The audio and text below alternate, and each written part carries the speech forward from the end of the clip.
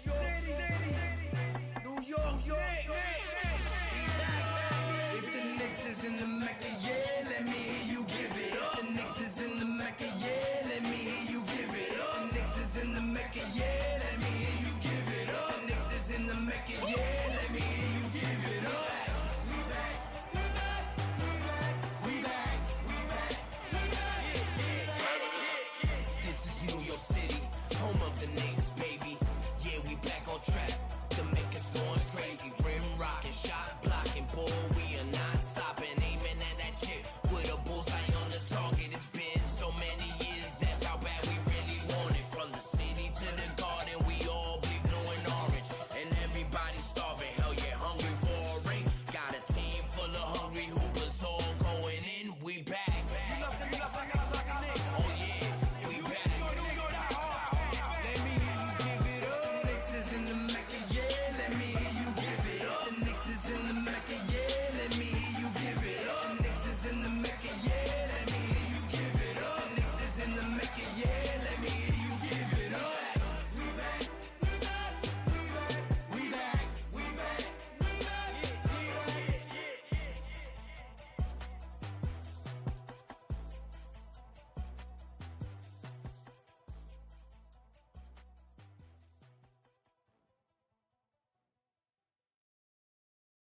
New York City, New York.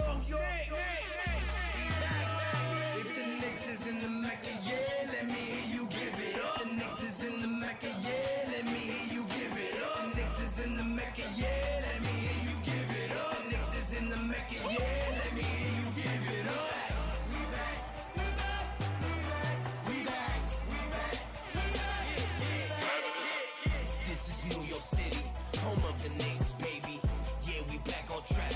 The Mecca's going crazy. Rim rocking, shot blocking, boy, we are not stopping. Aiming at that chip with a bullseye on the target. It's been so many years, that's how bad we really want it. From the city to the garden, we all bleed blue and orange. And everybody's starving, hell yeah, hungry for a ring. Got a team full of hungry hoopers all going in. We back. Oh yeah, we back. Let me hear you give it up. The Knicks is in the Mecca, yeah, let me hear you give it up. The Knicks is in the Mecca, yeah, let me hear you give it up. The Knicks is in the Mecca, yeah, let me hear you give it up. The Knicks is in the Mecca, yeah, let me hear you give it up. We back.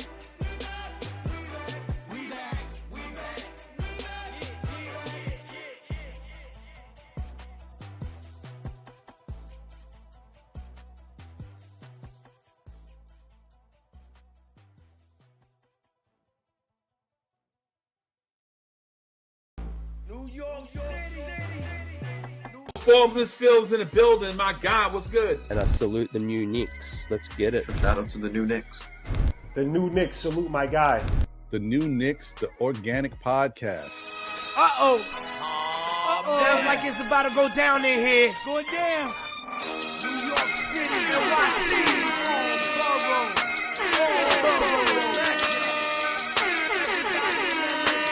MSG stand up. Brooklyn, Staten in the Bronx. Manhattan, Queens, what you want? We want the Knicks. We want the Knicks. We want the Knicks. We want the Knicks. Brooklyn, Staten in the Bronx. Manhattan, Queens, what you want? We want the Knicks. We want the Knicks. We want the Knicks. We want the Knicks.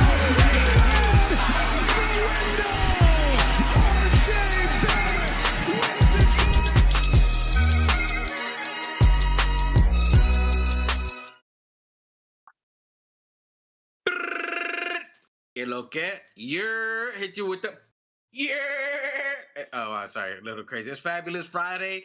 Fuck around and find out Friday. Welcome back to the Organic Fanatics. Another week, another one. Back with the squad. Ain't no us without you. You know what I'm saying? There's 1/4 of the crew. They call me Rue L. You know what I'm saying? Still giving the Brunson salute while he's resting up and outside of that boot. He's chilling out there. I'm a little hyped, a little excited. I'm more energized than our Knicks were. But we're going to talk about that anyway. Que lo que mi gente, salute. I got the new Knicks who just logged off. You saw him. He was there for like a split second, the new Knicks, but his battery is low. He's coming out of work. He's in another state. He's crossing 50 states. He's in Alabama now. He's in your town, our town, everywhere around. But salute to new Knicks. He'll be back in a second once he plugs it in and gets that juice going. I got another one. I don't know how his signal is because he's not driving. He's moving around, allegedly. Let me see. Machetazo. Machete. Swing, swing, swing. Are you there, sir? Yo, can you hear me? Que lo que, mi gente la 110? I'm sorry, I'm in the market getting that blue moon. Blue moon. All right, so he's getting saucy because of how we this crazy week that it was, and we got another guy there, a new member of the Organic Fanatics. We don't know, he's young, spry. Who's the effing new guy up there? We call him Two Shots, liquor shots. Que lo que, manito? What's up? What's up to the panel? What's up to the chat? Replay game, you know the vibes. Like, share, subscribe. If you like the video, like the video. Let's get it popping. Yeah, you heard what he said. And salute to Andios on there. Let's go. Two Shots Beard is coming back from Andios. On God said that your beard. Oh, God. Oh, God is coming back. Yeah. Salute to the chat. Salute to live gang, replay gang, everybody out there. Appreciate you guys. Buzzer beater. See you guys at 5. Que lo que, Buzz. Got apparently a buzzer beater. We appreciate you, but we got Buzz last night, but we're going to talk about that with the game. Salute that. Is Homer on the pipe, my guy? He's not on the pipe, but he's smoking a blunt. And salute to Omar from the Boogie Down Bronx on the Instagram. Omar, I borrowed the Homer from Omar. I got to give you props. BX in the building. That's all, Omar. No props to me. I ain't do it. Omar gave me the Homer, and I had to just put it down because everybody was on Machete's on tonight, getting a little bit of buzz in whatever format it was because it was tough to look at. But we're going to recap a little bit about this week. We're going to just peel it on back. Let's bring it on back. Come off the ledge for a little bit. Let me talk you down. I got the megaphone. I'm talking to you. Hey, I know you're on the ledge. Let's talk about it. Let's talk about it. Life is not that tough. Please step back. Jump. There's not the guy you want with you to talk to somebody about their problems. Just do it, bro. Just do it. Jump. I thought you was a man. I thought you was not the person I'm trying to bring. I'm trying to help people out. Man. You won't. Oh, you wild. Anyway, let's talk about, at least let's start with got a positive. You got a positive spin on things. You got to look at the positives and analyze them. There was some Monday we played the Miami Heat. That was a positive game. That was against our nemesis. Last time we played them, we were like, it wasn't that great for us. The New York Knicks came after a long, grueling West Coast trip, 4 games, 5 nights, traveling. They said our New York Knicks fan base would not let us down if we lose to this Heat again. They got no Jimmy Butthurt. Let's go ahead and do a little something. They came out and gave the win. Cat put the team on his back. He said, "Row." I won't make that sound again. He said, I got the team on my back. He gave us 15 straight in that third, and he said, I got this. Tato, I got it. Tranquilícense. I got it. Settle down, my friend. I got it. You see me, I do things. You see things happen. I don't know what happened, but I make it happen. He took the team on his back. I'm on. This is sober me, guys. So this is sober. Allegedly. No, I'm kidding. I'm sober. I thought it was a great win. I thought we fought back. We dominated the Heat. We beat them up. We gave Miami Heat their first 8 straight loss of the NBA season, which #fire Spo. Spo must go. Spo must go. Get that bum out of here. Fire Eric Spoelstra. I'm leading the charge. Fire Spo. Fire Spo. Spo must go. All right. You see, let's turn up the heat. Let's turn it literally. Let's take the heat up on this seat. Get out of here. Get that bum out of here. The pun was fully intended. See what he did on that there? one. The pun was fully intended. We turned up the heat on his seat. Yes, sir. That's what we had to do out there. 2 shots while okay, but wait, I was gonna see if you were under the moon. But since you're out of the clouds, Machetazo, we're gonna go to you, sir. I got you ready to go talk about that Heat win, that victory. What do you think about Eric Spoelstra? Let's talk about a little bit about that game. Send me your thoughts on that, sir. I mean, we beat that ass, you know. Whatever, man. I mean, no, all jokes aside, because they had lost to the Charlotte Hornets the other day, and I was laughing at a friend of mine that, oh, they lost to the Hornets, and look what happened. So you know, Leave it to Machete. Dale. We played them at MSG. Of course,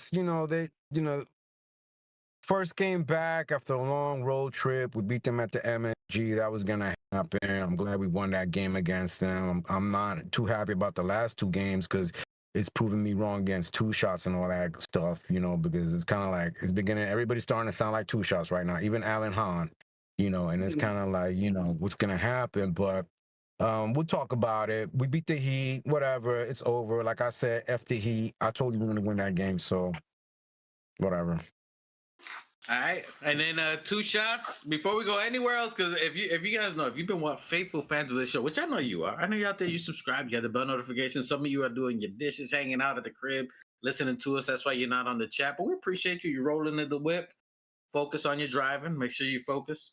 You know what I'm saying? We appreciate you guys. You know what I'm saying? Machete's gonna. We talk about one subject, and Machete's gonna hop all over that subject and go to the next through. But I love him. That's my cousin. That's what we do. You got to expect that. I love my cousin. He's just off to he's running. He took off in the race. We're still in the starting line, and he's halfway down the track. But he's trying to take advantage of that. 2 shots. The Miami Heat. We beat that ass. Eric, are you with the Spo must go? Is that the coach you're trying to get to replace Thibodeau? Tell me about the Heat. Tell me about the Heat victory. I'm just clouding. Tell me about the Heat victory. Hey man, listen, I'm with you, man. If you want to go with the Spurs must go, then he gotta go.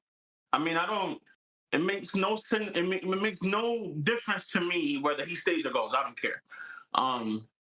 But yeah, man, it was a good game. I mean, I appreciate the team putting forth the effort they did, and we came through with that victory. So it makes these last 2 games hurt a little less, but it still hurts nonetheless. Okay, that's it. To me, anytime we beat the Miami Heat is a special feeling in my heart. It feels like a blossoming bud of a flower in the concrete jungle that was smashed at one time is now budding. It's now fulfilling. Some of y'all may not know, but I've had the beef, the New York Miami Heat, and I lived in Miami half my life. So it's been an internal feud, but we love half my family, almost everybody's in Miami. I love y'all. But we was there in the 80s to 90s. I was there in the Allen Houston, the shot right there in the when it was Miami Heat Arena. When he hit the shot, I was, we've been feeding for the PJ Brown tossing. I mean, that's where I come from on there.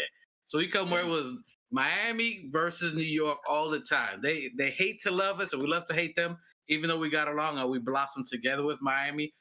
And on that point, before we go to the next, I want to give a shout out to a Miami legend, Luke Skywalker, who in his 40 years, people, hey, Miami, y'all got some explaining to do. You got your own legend in your hood that you guys aren't celebrating. 40 years, the original Southern King who brought hip hop to the South. Uncle Luke, we salute you. 40 years of hip hop, 1985. Get Live, the 2 Live crew. They were the original parental advisory. That's why you got parental advisory on CDs and tapes. They were the one that got to it. They're the ones that Congress took them all the way to court. If y'all don't know, do your history. Salute to Uncle Luke, the legend. Salute to you. 40 years of hip hop in the South. I appreciate you. So I'm going to do it. Even though Miami ain't doing it, even people in the South ain't giving you flowers. Up north, we do it different. We show props. We show love to our legends. So salute to you, Uncle Luke. Get down. All right. Hey, how you get 1985? I thought he popped up around 1989, 88. Nah, 85. 90. Well, I don't know. Well, I wasn't in Miami in '85. We didn't I hear was about them on. in New York till like early late '80s, It was, early '90s. that's when it was Miami base. Before it was anything else, the original True, I twerking. forgot about that. I forgot about Miami base. Miami base was the original. I was out there. We was so legendary. It was a whole lot. That's where biker shorts became famous. What was the biking? Anyway, I go down memory lane in Miami. Salute to Miami. All love to the 305. They blew up the Support y'all. orange. Everybody was Yes, sir. that's when everybody was rocking orange, bright orange. Yep, that's what. If you got systems, you see everybody with bumping systems. It started in Miami. They was doing some crazy stuff out Shouts there. out to Anyway, Uncle Luke. salute to Uncle Luke. But forget the Miami Heat. Blow that team up. Blow them up. Get rid of Bam. Start over. Reset. Spo must go. Anyway, on that one, I'm over my rant. I'm over my rant. The therapist said I must breathe in, breathe out. Woosah, Rub your ears. Rub your ears. woosah, woosah. It's over. It's over. It's fine. It's fine. I'm fine. All right. And then on this wonderful journey, we leave an incredible high. The New York Knickerbockers are just, you know what I'm saying? We pulled out our Timberlands. We ready talking that, yo, we beat the Heat. Yeah, I ain't nothing forget. Jimmy Butler, Spo must go. Who's stopping us? We unstoppable. You can't mess with us. We just came out of this tough West Coast trip. We came out, we beat Miami. We just stomped on them with our Timberlands. And then we fly out west. We took a little flight to San Antonio, Texas. The Alamo. The Alamo. And there was some Cowboys that was waiting for us. They was ready. They said, "You're welcome to the Wild Wild West." They had their Spurs on.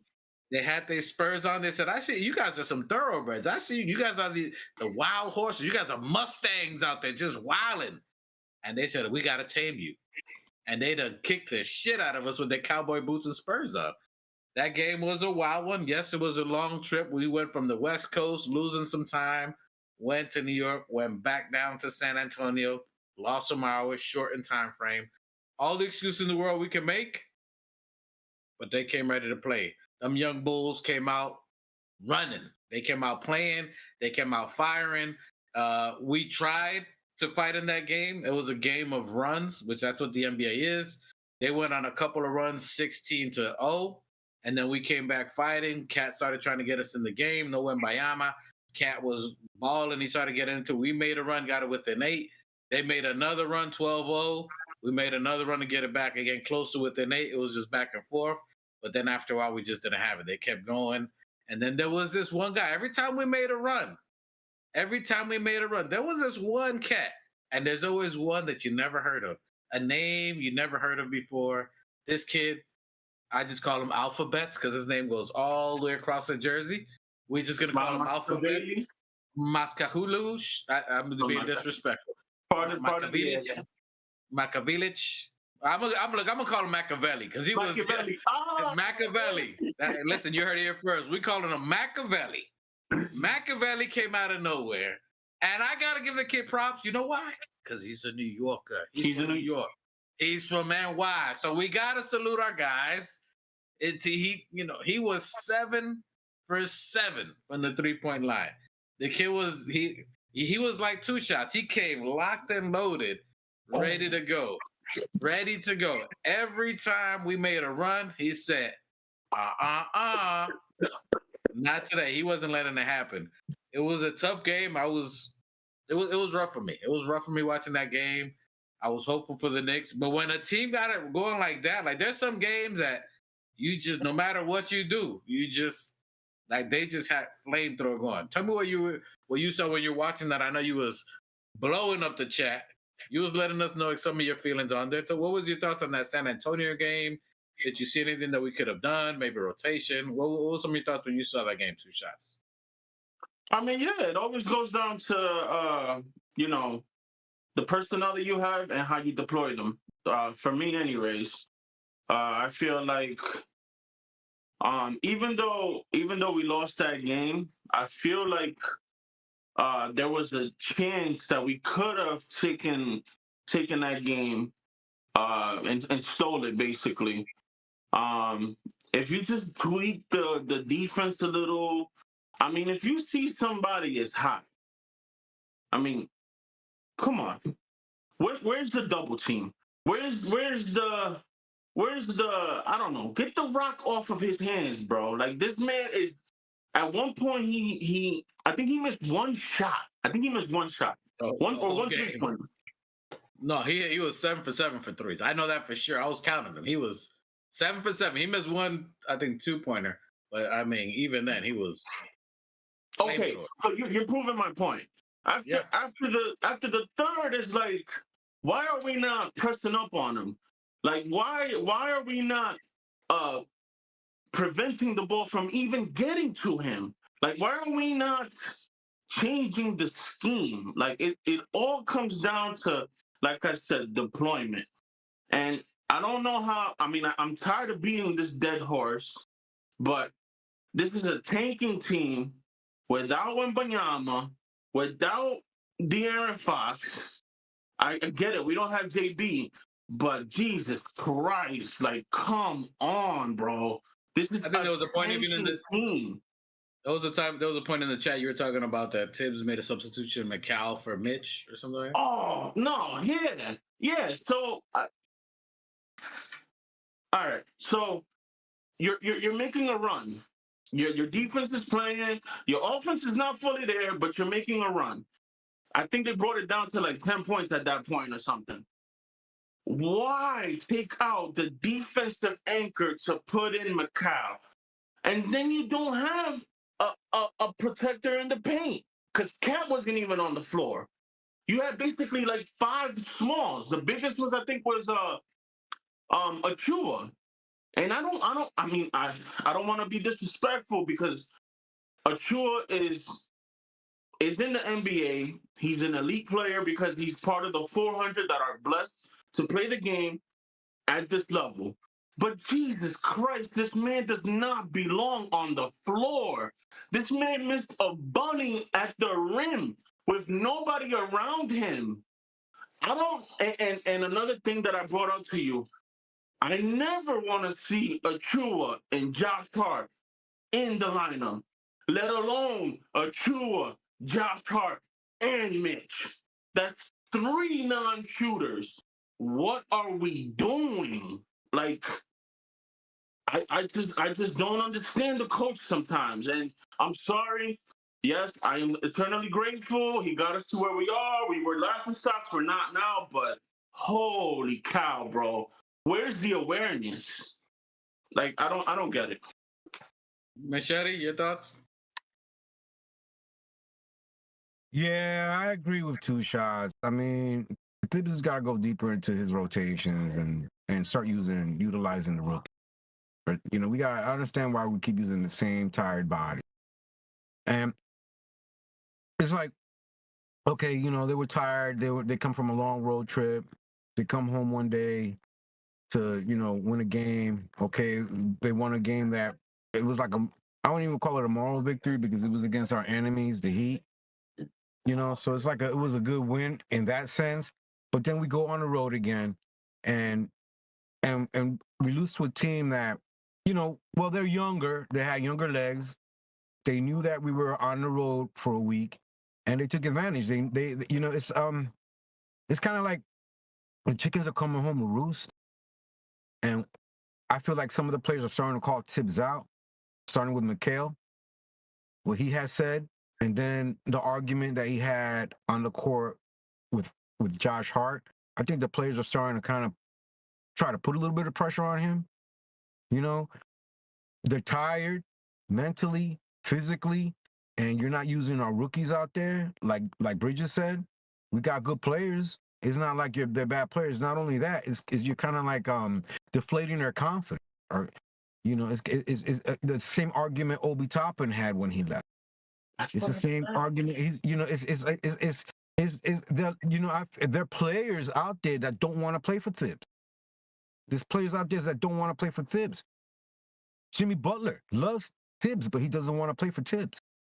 And the last couple of days, I've been reflecting a little bit, and some people are saying that he's only as good as his point guards.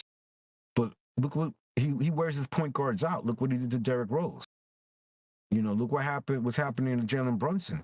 Jalen Brunson, I don't know how Jalen Brunson, ever since last year, played in FIBA, came and played almost a whole full season. Okay, got hurt at the end. Randall got hurt. Guys get hurt playing for Thibs because Thibs does not let his foot off the gas with us. You know, and so I try to justify it as, you know, he's trying to get the guys the experience, get used to it. Because when the playoff comes, you guys gotta be ready. You gotta be physical. You gotta be, you know, you need the experience of it being a close game, what we can do, and you know, we used to lose third quarters, but now we're doing better in the third quarters. You know, so I think that with Thibs, it's like repetitive experience is gonna help us in the long run for the playoff. But he's being called out. The players have called him out. It's starting to show a little bit. Not even, I think, the announcers on MSG are starting to turn on him a little bit. You know, it's starting Alan Hahn, you know, saying stuff, you know, low key. You know, he's not trying to be disrespectful or talk against Thibs, but we could read in between the lines what he's saying. And people, you know, and so Tushar has a good point. And it's true because, you know, there's so much the body can take physically and mentally. Now, it's fucked up the schedule that the NBA gave the Knicks right now. It's kind of fucked up. They knew how to calculate everything. I think it's all calculated. And so, you know, the point is that it's wearing our guys down mentally and physically. You got a bench. You had Tyler Kolek. I was hoping he was going to put Tyler Kolek in there at one point. You know, when Tyler Kolek was out there and they called the timeout, what it was, that Tyler Kolek was out there, I thought, oh, damn, Tyler Kolek is there. You know, we could use him. When Deuce didn't have it last night. If the guy, even if we lose using the rookies, at least you giving them that confidence that it's like, you know, you believe in me. You know what I'm saying? They're not even getting that, bro. So it's kind of like morally, I think is wearing the guys down. The starters getting tired. Cat still playing hurt. You know, there's a lot of shit going on that, you know, and I'm pro Tibbs. I'm pro Tibbs, but starting to wear our guys down. And, you know, granted the schedule is fucked up.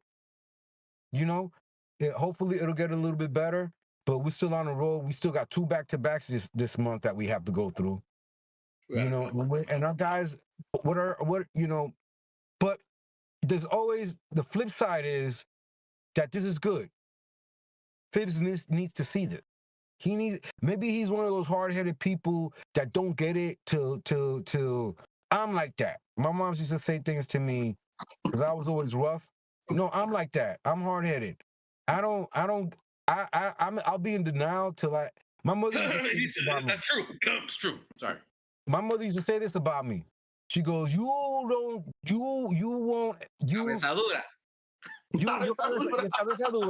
But you won't realize how much you abuse something till it's broken. And then when it's broken, you realize that, oh, I've gone that far with it. You know, and I had to learn to kind of like, you know, be a little bit more gentle. I'm not saying that Vips needs to be a little bit more gentle, but I mean, he's old school. He's also very old school. And when you're older, you're stuck in your ways. And so it's kind of like, it's only natural that he's stuck in his ways and that he's old school. Because, you know, guys are a little bit soft, but, you know, I still think that you got to give the body a rest. The body and the mind needs a rest. Those guys' bodies and minds, especially, you know, like I said in the chat before, being jet lag is no joke. It takes some people a week to get used to get back to normal if you're traveling. You know, like I said, I just took a trip to Hawaii. You could ask New Knicks. He's been traveling back and forth from Miami to LA, Miami to LA. Ask him what jet lag is like. It wears you down, bro, especially if you're working all the time. You know, you're not sleeping in your bed. You're sleeping in a strange bed. Your body has to adjust to a new bed, a new place, and then you're moving again from camp to camp. You know, from all over up and down LA to Utah to whatever, to San Antonio, to back to New York, to back to Charlotte, and all shit like that. That wears you down mentally and physically.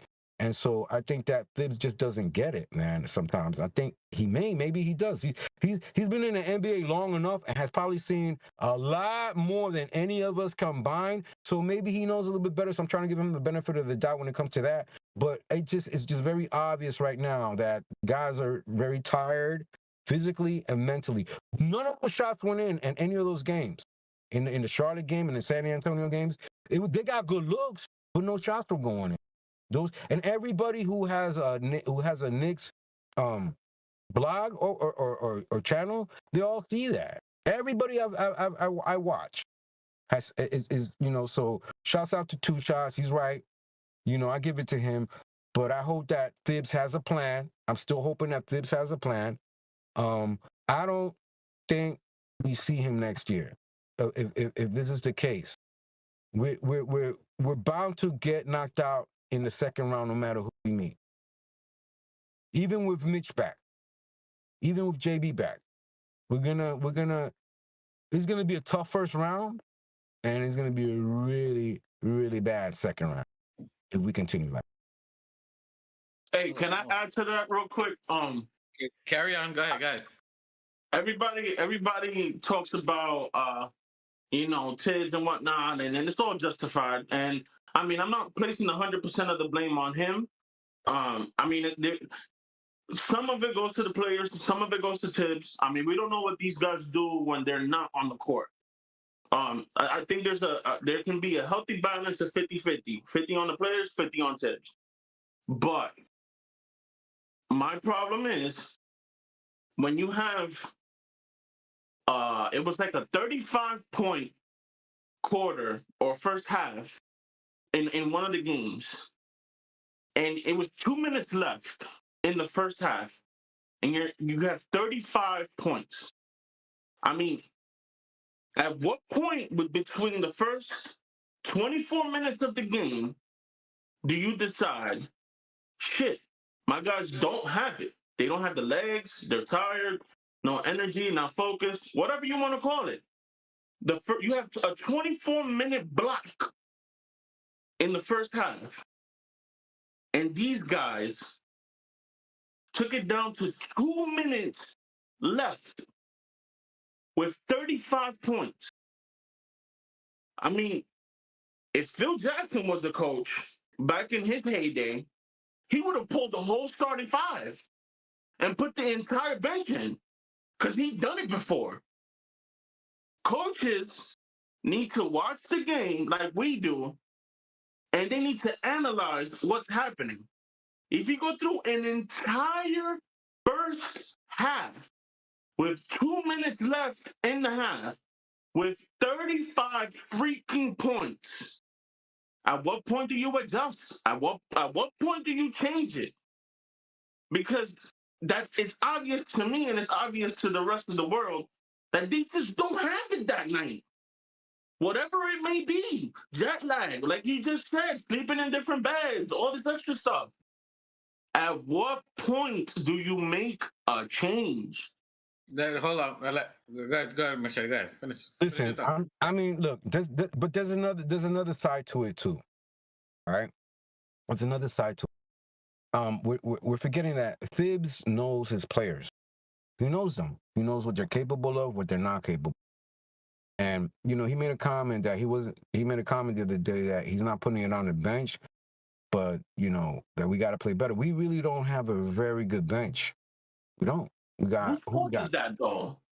But we don't have a good bench, let alone the rookies that we have. Yeah, maybe if you put them on the floor, they got experience. No experience. They can't be bad the whole time. But but I think Thibs does know his players. He knows that. I mean, look when he puts them on the floor. Look what they do. They don't do shit. But you have to go through that to grow. Like didn't Ruel say, I told my son not to touch the stove, and he had to touch the stove to realize that it was hot and you would get hurt. But these are guys that have been in the league for years. You're talking about Shamrock. No. Campaign. You're talking about guys that Campaign was on a good Phoenix team. He played well. Campaign has gone on to some runs where he fucking hit four threes in a row. That one game a couple of months ago. He can if he's capable of it. Sham is capable of it. They're capable. They just do not show up. Maybe they don't show up because they're tired. They're also traveling. They're also not, they're also back and forth across the United States. But You gotta show up. You gotta show up, bro. Right. You gotta So Cats gotta what's play better defense. Cats that- gotta play better defense. You know so what I'm saying? that's the point. What's the alternate if they don't show up? What's the alternate?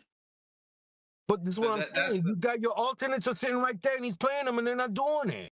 let me. No, he's not. Hold Come on, on, bro. hold on. You Before can't you go, go hold on. deep and Hold on. talk about he's playing the alternative. Hold on, Machete. I'm backing up because that was my point that I was going to. I was gonna let y'all speak and say your points, and just to put a facts on it, which I'm not disagreeing with you guys. I'm on the other side of that coin. I understand your statements and what everybody's saying. And salute to Nice, which I'm gonna read your comments now in the chat as well. Actually, let me read it first because a salute to the chat who's doing their thing. Let me go to the chat first, and then I want to go make my point here. So let's go salute to the chat. First of all, we got Andios in the building. Que lo que manito. Buzzer Beater's in the building. Salute to you. Buzzer Beater said Twisted Sister and Prince were the ones that were attacked first, but okay, I think we're talking about something else. All right, I'll come back to that. I think there's also another salute to Daniel Barry Sports. Nice says it's no excuses that we played like this and lost the bench. Did not have time to play to sniff the court. So he's agreeing with you guys that the bench didn't have any time to sniff the court. So I'm going to get back to that in a second. Salute to G-Man. Salute. Welcome back. Let me see 1 second here. Dios is giving the love out there. So appreciate you. Knight says, true story. If we lost, but had our bench been playing, it would have not sting as much. So he's agreeing with you guys as far as the bench playing. I'm going to read the rest of that chat. Now, let me go real quick. I'm going to go to the Miami game first. In the Miami game, for us, the highest minute played was OG Anunoby with 32 points. Josh Hart, 32 minutes. Josh Hart, 29 minutes. Karl Anthony Towns, 31 minutes. Mikal Bridges, 32 minutes. Miles McBride, 29 minutes. Landry Shamet, 25 minutes. Mitchell Robinson, 24 minutes. Cameron Payne, 19 minutes. Precious Atua, 10 minutes. Daddy A, 3 minutes. We know those were scrub time. Tyler, 3 minutes. And Anton Watson, 3 minutes. That was trash time because we were winning. But nonetheless, to say that all of them sniffed the court at that time. I told you guys before, after Jalen Brunson went down, I'm going to look at the others. This is a time for the others to produce. Who's going to step up?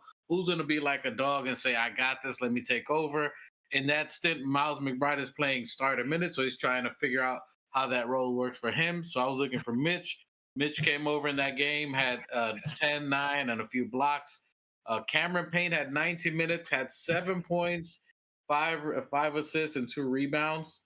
Precious Achiuwa in that Miami Heat game, 10 minutes, 4 points, and 3 rebounds. Precious is the one that's surprising me a little bit that he has not played to the level that I thought he would. I think he's quitting. I think he's quitting on the team. I don't know if he has a pain, but the ones that I was really looking at, if you guys recall, I was saying Precious, Campaign, and Landry Shamet. This was their time to make statements. They did not show up in those games. 7 points is not enough with 20 minutes in a game. Precious that you only played 10 minutes. He only had 4 points and 3 rebounds. Not effective.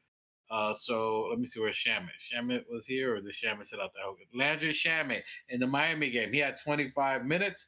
He had 9 points and 3 rebounds. So his shot was starting to come around. Still possibly not enough for him. So everybody played on that game.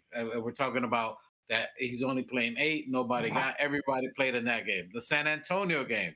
The highest minute person in that game was 37 minutes by OG Anunoby. OG had 37 minutes. He had 14 points. Josh Hart had 35 minutes. Karl Anthony Towns had 35 minutes. Mikal Bridges had 32, who was normally the high man in the 40s. He only had 32 minutes because he was complaining about minutes. Thibodeau listened to him, only played him 31. Then you had Landry Shamet, 21 minutes. In the 21 minutes that we played against the Spurs, Shamet gave 2 points in 21 minutes. So that's a bench player that you guys said, put in the bench, give release to the Mikal Bridges. Mikal Bridges only played 32 minutes. You put in Landry Shamet, only gives you 2 points and 2 rebounds in 21 minutes. Cameron Payne, a decent game, 17 minutes, 11 points. Then you got Precious Achiuwa, 7 minutes. 7 minutes in that game. And he had 4 points and 2 rebounds. So a total of 17 minutes for Precious Achiuwa in 2 games. That's screaming something to me, but I'll talk about that in a minute. In that game also, yes, it was a blowout, but everybody played in that game. So he didn't just go 8. Yeah. Right. What about the Charlotte game? That's what I was going to go to. Before you say that, Michelle, let me get the Charlotte game, and then we'll go over that real quick. For the Charlotte game, the highest minute was Josh Hart, 39 minutes. OG, 38 minutes. Karl Anthony Towns, 36 minutes. Miles McBride, 36 minutes. Mikal Bridges, 33 minutes. So you see, he's not even close to 40. Hold on. Hold on. Let me say the minutes first, then come back. Hold that point. Let me say the minutes. Landry Shamet, 19 minutes, 0 points, 0 assists, 0 rebounds. Precious Achiuwa, 17 minutes, 2 points, 6 rebounds. Cameron Payne, 16 minutes, 5 points, 3 assists, 3 rebounds. Then Beauchamp, Tyler, and Anton. So everyone played in all 3 games. It wasn't that no one 7 minutes. And I know some is trash time, but they did play. Now 2 shots. And then Machete after that. So you're telling me that you don't see nothing wrong with in the last game of this road trip, you're playing dudes 39, 38, and 37 minutes? You see absolutely nothing wrong with that? I would see it wrong if Cameron Payne got no minutes. I would see it wrong if Precious Achiuwa got no minutes. I would see it wrong if I'm telling you, because they're under 40 minutes. That's the whole bench. The whole bench. 1 minute or 2 minutes under 40. That's fucking good to you? He played everyone in the team. He played everybody. He played everyone in the team. The last game of the road trip, and you commit the most egregious bullshit by playing everybody the most minutes they've ever played in the road trip? And that makes sense to you? Yes, because he played Landry Shamet. He gave the other people a chance to sit the starters. He gave Landry Shamet 20 minutes, and he produced nothing. And I'm for my Knicks, but he gave them a chance so he can rest the other players. Right. They played 20 points. They produced nothing. You give Precious Achiuwa 17 minutes, he gives you 2 points, 6 rebounds, and nothing else. Right. He had to play the other guys. He brings Cameron Payne 5 points in 60 minutes. He's giving them a shot, and they're not producing towards what Machete was saying earlier. He's playing the player. Shout out to salute the new Knicks. So the new Knicks, now that you're on the chat, go ahead and say your thing. Talk to me. So let the people know what up. What I've been seeing is that the bench is definitely not producing. That's our main problem. And as Alan Hahn said it, I forgot for what game. His point for the game was rotation, and Tibbs wasn't on that rotation. He stuck to a 8-man rotation. Alan Hahn said rotation? Yeah, he said rotations, and he's saying that and which Michelle was bringing up early. So Alan Hahn is on what you guys are talking about, that he's keeping a tight 8-man rotation, and he's not bringing others. And the facts say differently, in my opinion. And this is just me. He played other players. He played Mikal Bridges, Landry Shamet, Precious Achiuwa. These are your bench players. You can't say Deuce, because Deuce is now in the starting lineup, who was your bench player. So he's literally playing everyone in the bench minus Tyler, Beauchamp, and Anton Watson. That's the only ones. And PJ. And look, and when they were calling for PJ, you know why PJ didn't play that game that they were calling for PJ in Miami when they're calling from? Because he had 20-year-old Nike Hirachis, the Allen Houston editions, those are my favorites too. And those blew out on me, and I ain't Zion. The rubber, the glue in them joints is crazy. If he would have gone out there, those shoes would have exploded on his feet. So that's why he ain't getting no burn time. Maybe a PJ to play. Maybe I could see a PJ would be someone that you can probably throw in the game now and help. But he played. All that to say before you guys go in is that Thibodeau played every player in the last 3 games. He played them. He's given them a chance. So it's not like he's only stuck with the guys, and Cameron Payne, Shamet, and Precious are just sitting there watching. They've had their chance to produce, and they have not produced. That's where the problem is. They have not produced. Okay. I agree with that. Well, tell me what you would have done different, 2 shots. Tell me in a game that you saw that you're disagreeing. Tell me what you saw. You already know. I'm Kolek comes in for who? High. Who does he come in for? I don't want to disrespect. Once again, I don't want to disrespect anybody in the NBA because, again, if you're blessed enough and work hard enough to make it to the NBA, you are literally 400 people out of millions that want to be there. You're 400 people that make it. So you are top of the top. I agree with two But shots there. that being If you're in the said, NBA, Tyler Kolek is maybe a rookie, but he's still an NBA player. thank you. So that being said, I do not, for the life of me, ever want to see fucking Precious Achua in another game, let alone on the floor with other non-shooters. But you're contradicting yourself because Hey, he wasn't saying that about 3-4 months ago. Hold on a second. What I was gonna say, two shots. You're also contradicting yourself because Precious is an NBA player. Right. He's All an right. NBA. And I'm saying that. He should be good enough that when you are given a chance, you should do your best. I think for whatever it seems to me, and it's that he's checked out. He's just checked out. Yeah, I think so too. But For once whatever again, reason, he's just checked out. But can I just make a point? Because go ahead, bro. Okay, let me ask you a question. Let me ask. Let me say it. Hold on. Let me say to make his point. Let two shots say his point, and then you go. I was gonna give the floor to two shot. What was your thought? No. I just said that because I don't want to be disrespectful to these NBA players. Like clearly they put the work in, and they're there for a reason. Like every single one of them. But my point is, if Achua is giving you a big fat donut in 17 minutes or less than 5 or whatever you say, you read the stats.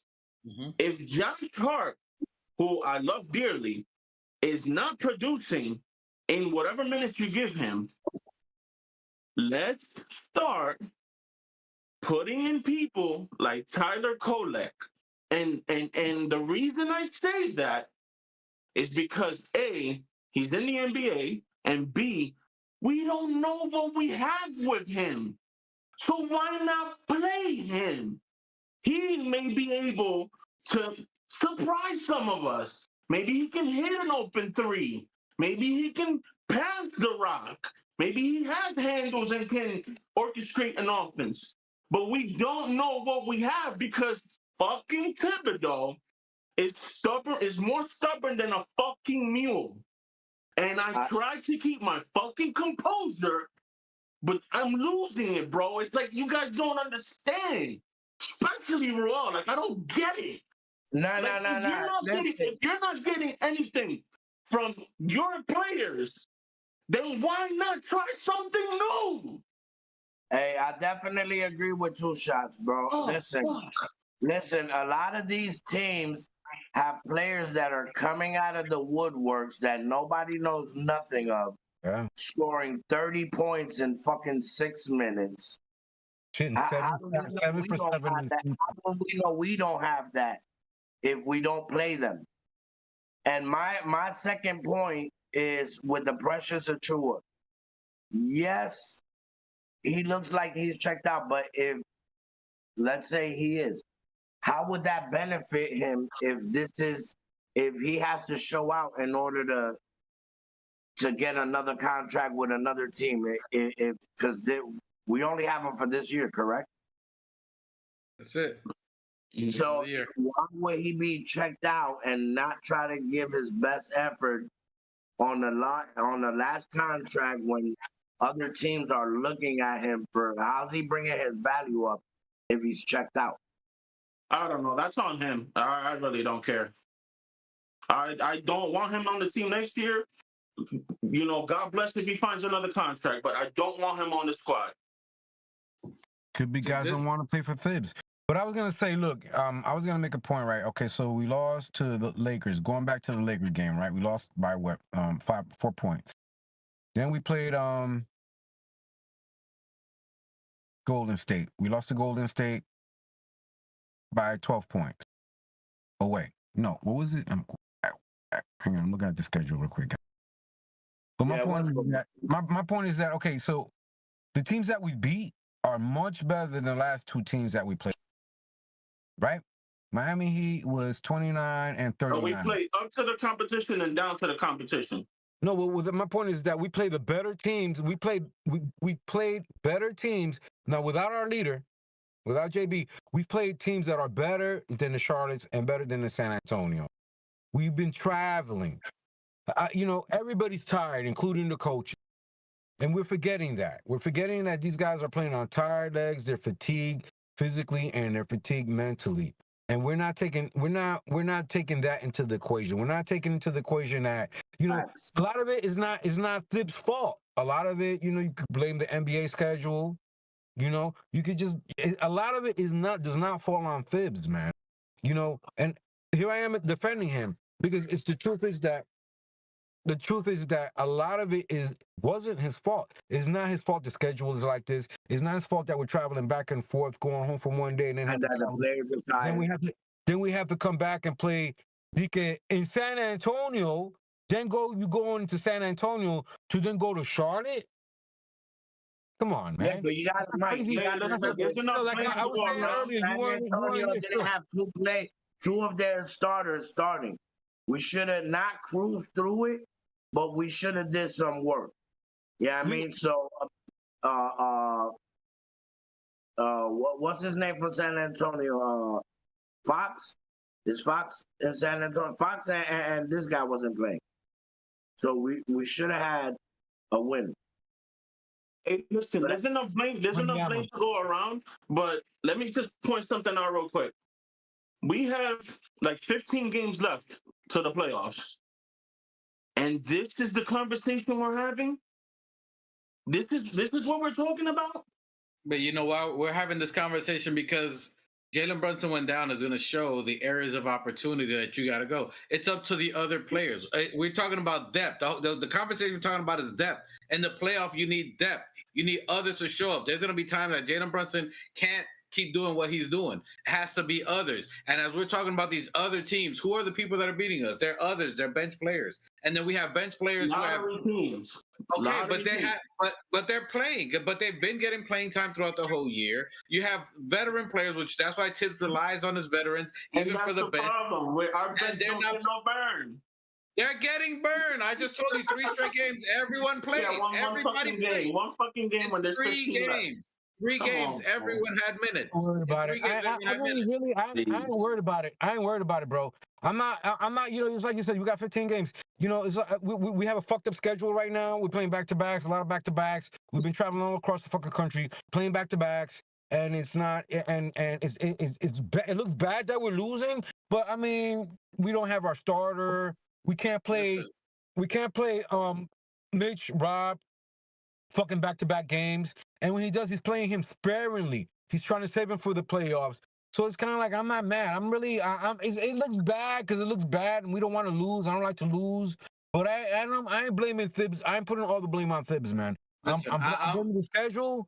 I'm blaming that we're not fully healthy. Part of it, we're not fully healthy. We don't have Mitch Rob playing back-to-back games. We don't have Jalen Brunson. We have a tired Josh Hart. We have a hurt fucking giving his all. We have a hurt. But no days off. No days off. No days off. I ain't mad. Listen, I'll tell you guys what. Listen, maybe I'm old school. Maybe I'm Generation X. There's an old school thing from maybe before the 90s and after the 2000s something happened. But it's a thing called accountability. You know what I'm saying? There's a thing called accountability, and I'm not talking about for the coach. Man that will not hold Tibbs accountable. I'm talking about the players. It starts with you always talk about the players. You never put it on the coach. But they're the ones playing the ball. So pressures are true. If you were watching the game in Charlotte when they had the fast break, it was him and Josh.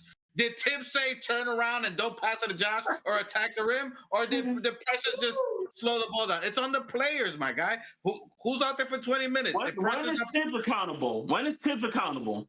When he's giving everybody the wrong play.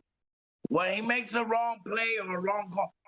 He's wrong on sometimes on rotation for not going deeper into the bench. I give you that. Yes, he is wrong. He's wrong if he draws up a fucked up play. But at the same time, bro, like it's like what Mick said. It's like what Machete said, bro. These players are not robots, bro. They're human just as well as we are. They get the sniffles. They get sick. Like my nigga, these guys are human and they get tired, my nigga. Like we don't What have did Josh Hart JB. say? We didn't have JB. We didn't have Mitch on the back-to-back.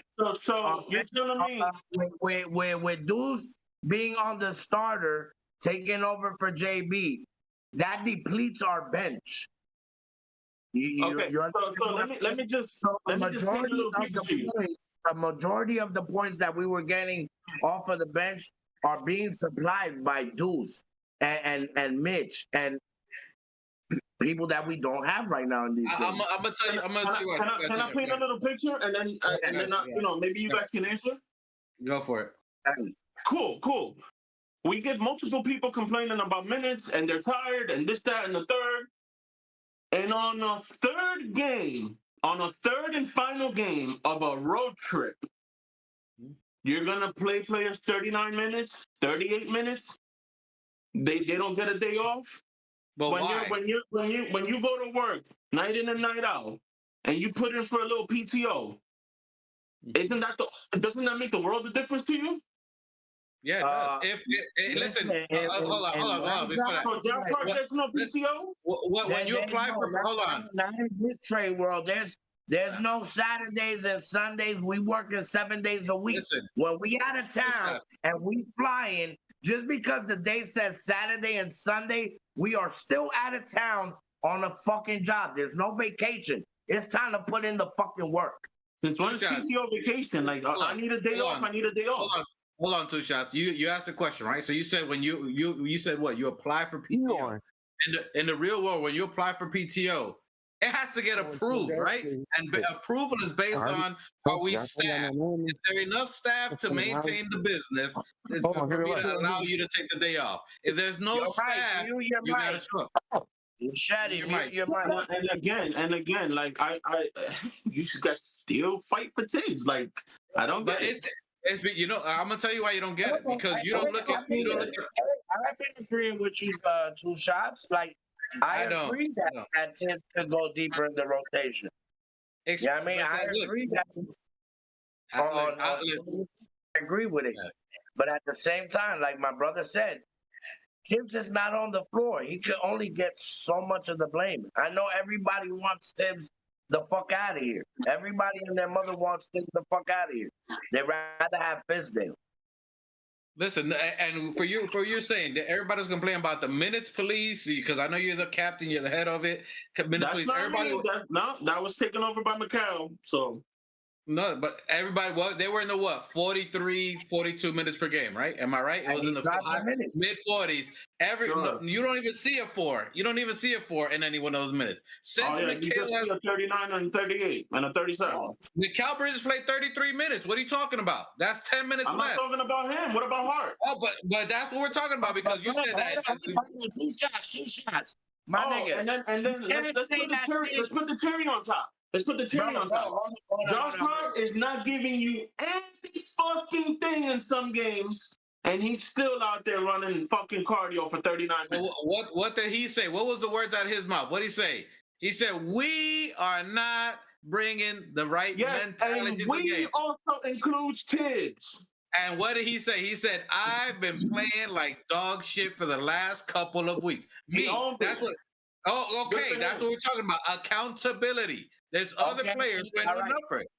He called it. And what he's trying to say is that other people ain't preparing right for the game. You're not resting, whether you're playing PS5 in the hotel instead of sleeping, whether you're going out having dinners and doing fashion runway walks or whatever you're doing, whatever the case may be, it's up to the players who are getting paid millions of dollars to play the game, which they've said it. Preparation is on the player. The coach can draw plays and he can throw smoke signals and do all of it. That's why even in the game they had the argument, right? Because the coach is telling you to play 1-5 special, 1-5 special, and then you're not running the If play. he's not doing the 1-5 special, then sit his fucking ass down. But you said there's Sit nobody his else. fucking ass down. He doesn't have to play. There's nobody else stepping up 2 shots. When they were, bro, like he put the players. You said he was playing people all these minutes. We were playing high 40s. Everybody. Campaign, Shamit weren't even getting 7 minutes a game. Precious wasn't getting not even 7. They're getting almost 20 minutes a game, and they're giving you no value. They're not contributing to be able to rest the other players. I can't deal with the stress, bro. That's what I was saying. I get it. I'm taking Sunday off. Well, good. Take Sunday out. You take a rest. You take a rest. Listen, again, there's people who agree with you. There's people in the chat. Nice is agreeing with you. Some of the players. I don't personally agree with you. I get it. I hear what you guys are saying. I don't agree with it. If he didn't play them and they were still in the 40s, I got your back on that. But when he's playing Shamit 19 minutes with 20 minutes of the game, that's almost half the game. And Shamit brings in fucking 6 points. Precious bringing in donut. Shamit bringing in donut. Fucking like it's not his fault, bro. Like y'all making my point. Like there's still other players on the bench who are worse than these players. With this fucking rotation. It's matchups, 2 shots. Last night when we lost to Charlotte. Fuck. But that's why. Sit your ass down. Kolek cannot guard Williams. Williams had 19 points. He's never played. We don't know. Williams is a center. It's matchups. He had 19 points, 14 rebounds, and 4 blocks. You can't put Kolek on him. It's a matchup. You can't put Kolek on Bridges when Bridges is dunking on people. It's matchups. It wasn't the point guards who were going off. It was the other players. There's no one to match up with this player. It's not just throw Kolek out there when you have a center going crazy. Could Kolek guard the dude that hit 7 threes on us? No, because he was a power forward and a center. It's matchups. It's positions. You can't just throw Kolek out there on a center. He can't guard him. How does that make sense? How does that make sense? It's matchups. As much as I love Kolek, he's not guarding a 7-footer. He's not going to block the 7-footer who hit 7 for 7. Cat couldn't block it. I'm just saying it. If it's a point guard matchup, throw Kolek in. Great. You got that. That's the only point. I get it. It's not that he did it. He put him out there for 2 minutes, but it wasn't a guard matchup. And they play for Charlotte. LaMelo Ball's hitting half-court shots off 1 foot, fading away. Some teams just got to go in that night. We didn't have the legs, and we can make excuses, but there's some plays that the players have to own up. Precious Atua, I agree with you, play like straight dookie for 3 weeks. And I said I was going to be evaluating them this last couple of weeks. The way Campaign, Shamit started coming on a little bit, but whether these 3 players are playing, it already tells me that next year, with summertime, is filling up the bench. These players got their opportunity, and they are dropping it like crazy. Should be Precious Achiuwa should be dominating, especially in these 2 games. There's no way Williams should have gotten 19 and 14 last night. If Cat's going off, this is what Precious Achiuwa should have dominated last night. This was his game to dominate against this no-name guy. Before Mitch came in and was injured, bro, Precious was holding it down. I don't know what's going on behind the scenes, but Precious isn't playing like Precious, the Precious we know. He could play aggressive. He could get 11 points. He could fucking grab boards, but he's not playing like that, whether he's checked out or whatever the case may be. And yes, there should be other players besides Precious. But like my brother said, it's all matchups. And if who's behind Precious? If we take Precious out, that's what I'm saying. Nobody big. We're small. That's what you were saying earlier, 2 shots. You're saying that he went small because there's nobody else to back up this guy. There was nobody else to back him up. And Mitch was out that game. So it had to be Precious. And then for you to be invisible and not show up, but we need you, when there was no Mitch, your perfect opportunity on a team that's 28th in the NBA for you to dominate. There's no reason Precious shouldn't have had a double-double that night. There's no. When I saw the third quarter, that it was a fast break. Precious gets the rebound, and he just stopped and slowed the ball down and waited for everybody to come down court. When it's just him and Josh against one player, that's an easy fast break. And then he throws it to Josh and turned it over. It was like, yo, these are mental errors, and that's what Josh Hart was talking about. He said we're not coming mentally focused, prepared for a game. And salute to G-Man. G-Man says they need a team meeting before the playoffs and get on the same page. They're running around like lost pups with little to no motivation. I agree. Efrain Mendez says, if you're running around like a lost puppy, who is the one that is supposed to organize this? If we're running around with like a chicken with our heads cut off, who's the one that's supposed to say, hey, yo, hold on, run this play, run that play? I agree. But isn't that what the argument was with him and Josh? Isn't that what the argument was? He yelled at him to tell him, yo, he said, run the fucking play. Do your job. He said, do your job a couple of times. So he's yelling at him. He's talking to him. He said, this is the play. Josh Hart tried to change the play, and he said, no, 1-5 special. Josh Hart said another play, 1-5 special. So he's doing his job. Let the snowball keep rolling. Does that indicate to you that he lost the locker room? Maybe his voice is not being heard anymore? Bro, my nigga, we've been on this, bro, we be on this show and we have fights. We got down. I'm on the show. Yeah. All right. So before he gets back. Anyway, like I said, we'll be on the show. You're saying we'll be on the show. Bro, anyway, we be on the show and we fight each other, bro. They're gonna have arguments. Everybody's gonna have arguments, bro. It's a family thing, and if you're not running it right, like Jalen Brunson would, Tibbs is gonna be pissed off at you, and especially if you're trying to rerun his system. And Tibbs loves his players so much that he does things for them that they don't even. Go ahead. Yeah. Hey, I got Donnie. I got Donnie here. That's oh boy, Donnie's about to go off. Salute to Donnie. What's up, guys? What up, Donnie? You need to play that rookie point guard. To guard against Williams? Oh man. No.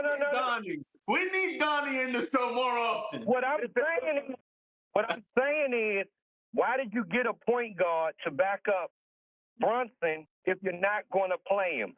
Mike said, wait a minute. See, Donnie, wait. Donnie, let him make a point. Let him say. All I'm saying is, Donnie, a quick question, Donnie. Who is Jalen Brunson's backup, Donnie? Donnie, who is Jalen Brunson's backup, Donnie? I just asked Mike that. He said a rookie. No, it's fucking Deuce McBride. Deuce McBride, that's been on the team for 4 years. What? Deuce ain't a point guard, dog. He ain't a real point guard. He is Jalen Brunson's backup. He's been backing up all year. What I'm saying is, you guys are saying that the team is looking like it's running wild. If you have a true point guard out there to settle the team down, that will make things a lot better. Instead of having a person out there that you've made into a point guard. Point guards are raised to handle the court. That's their job. If shit is discombobulated, who does everybody go to? The point guard. Slow the fucking tempo down or speed it up. Hey, yo, Donnie. Good as he the fuck is. He knew how to handle the fucking floor. And that's why we lost. Hey, yo, Donnie. Salute to you, brother. Hold on. 2 shots. While you're saluting him, right? He's putting it on the point guard. You said, who's supposed to be settling the team down and changing the shit around? You're blaming Tibbs when it's always the point guard that says, hey. Okay, well, who has Kolik on the bench? Why is Kolik on the bench? If it's not because of the coach, No. I'm going it back still to the falls point. on the coach. I'm going back to the point where you said is falling on Tibbs when who controls the team is the point guard. You keep wanting to default into Tibbs and blame Tibbs. No, Jalen Brunson is out. So Deuce McBride isn't going to settle everybody in the way JB is. JB is a different example from fucking Deuce McBride. Okay, so I don't think you understand my man Donnie. What my man Donnie is trying to say is, if option A is not working, why not try option B? Can I answer? Can I answer? Can I answer? I'll answer you this because option B is Deuce McBride, who is a defensive option B is not working. Why not try option C? Because C play defense. She does not play defense and cannot stop the opposition. How do you know that if he gets no burn? Son, first of all, to Donnie. Bro, don't hold on. Don't you think they have this thing called practice, right? And Tim says practice is not the game. If you show it in practice, you will display it on the court. So obviously, he's not displaying defense in practice. Let me say one last thing. That's why he's not on the fucking court. But let me say this one last thing because I'm not going to touch this subject again. All right? Hold on. What the fuck is Tibbs known for? Defense. So what the fuck? Why can't he mask him into the defense if he can't play defense? You're a defensive guru. If Steph could do it, if Steve Kerr could do it with Steph, why can't Tibbs do it with fucking Kodak? My nigga, because what's the Redick doing with Luka? My nigga, I'm gonna tell you one thing. Kolick is a rookie. You're not gonna garner that attention from Tibbs. Tibbs is too busy. I'll be right back. Too busy trying to fucking. Tibbs is too busy trying to find the fucking formula and the shit for Cat to work, for all the starters to gel correctly. In order salute to Keith Watkins. Keith Watkins perfectly set up. Hold on, Donnie. Let's gonna ask you, Donnie. I can't, Donnie. We're gonna ask you here. Salute to Keith Watkins in the building. Keith Watkins says Cam is the point guard. Deuce is a six-man most nights. Cam and JB minutes usually equals 48 minutes a night. So when Deuce option C, Cam is option C. After Deuce. Right. That's option C. He's been playing. And he got 8 years of experience. That's the option C. And to your point, Donnie, you saying you trying to put Kolek in the game. Why wouldn't he put him in these last couple of games? Because if you see the matchups, maybe he can control the offense. Let's just say he can control the offense. Then the games that you guys want to play in against Steph Curry, there's a point guard there. Against the Heat, he has it there. The Spurs, he had Chris Paul. So you're telling me you can guard Chris Paul? And then you go against the Hornets, you're saying you can guard LaMelo Ball? That's his opposition that he's playing when you're talking about that. Even from the bench points after that, whether it's Stephon Castle, he's not guarding Stephon Castle.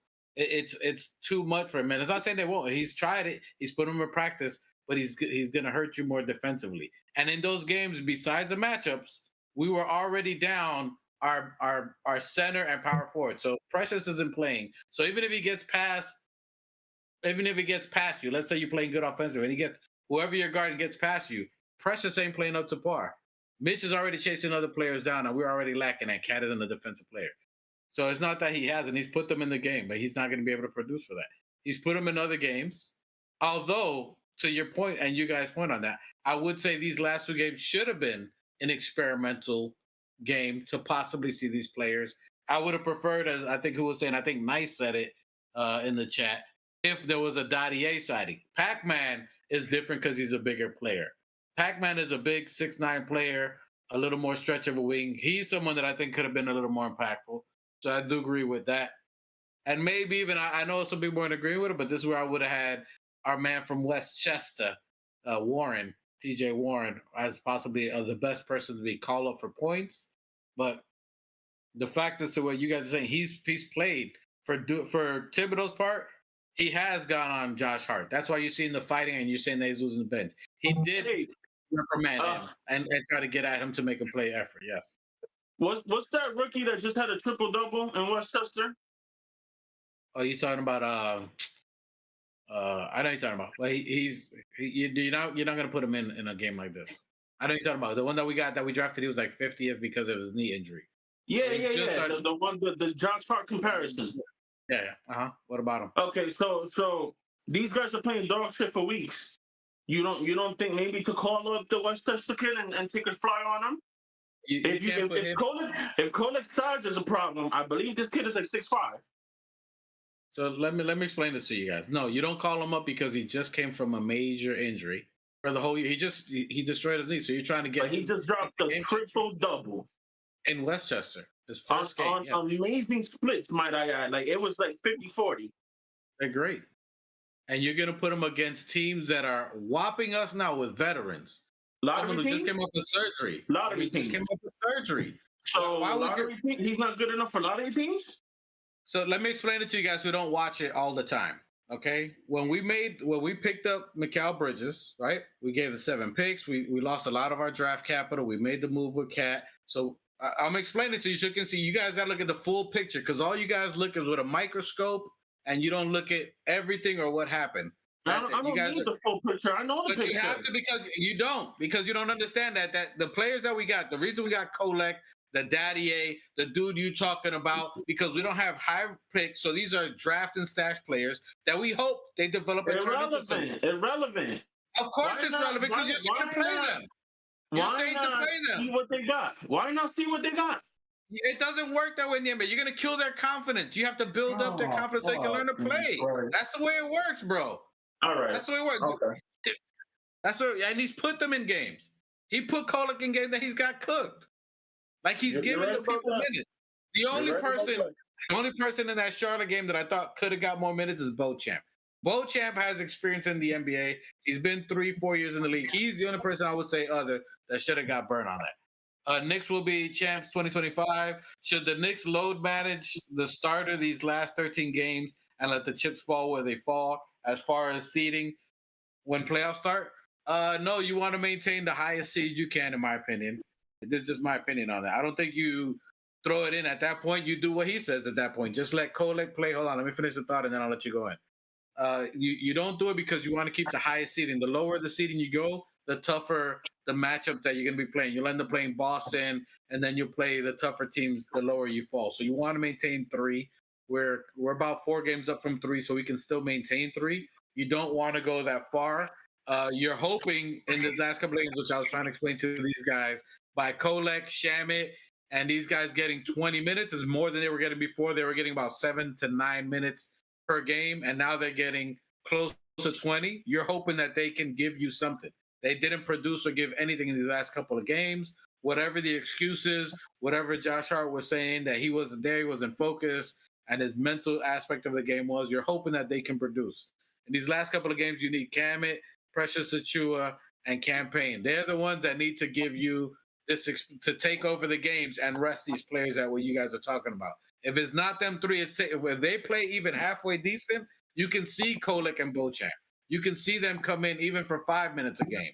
You can see them get the game. But it's up to these other bench players to actually produce something. And in these last couple of games, they haven't. In the times that they should have. And that's what the problem is right now. It's them. Yes, yeah. And the other players haven't played 40 minutes. The problem is our bench sucks right now. Plain and simple. And so I agree to a certain extent. So it all really depends.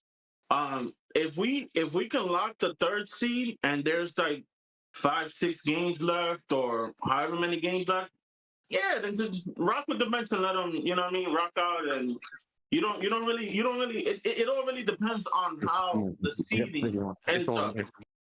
So I agree to a certain extent. You don't want to lose the 3rd seed, but I'm okay with the 4th if it happens. But as long as as long as the 3 or the 4 gets locked, and there's still games in the regular season remaining, then you can, let the bench rock out and do whatever.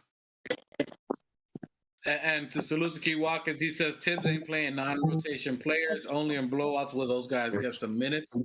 And that he sees that. Hey, mute your mic, Machete, unless you're ready to jump in. And even then, he's like my brother said, he's looking at them in practice. He's giving them a chance to see what they can do, especially now with Brunson out. They gotta try to earn their positions and try to get some burn. Practice? You gotta be able to. Yeah, we talking about practice? Yeah, you practice how you play. Not a game, but practice? Yeah, we're talking about practice. We're talking about practice. How you practice is how you play. So if you're playing like trash in practice, that's how you're gonna play in the game. So that's what we're getting out for these next couple of games.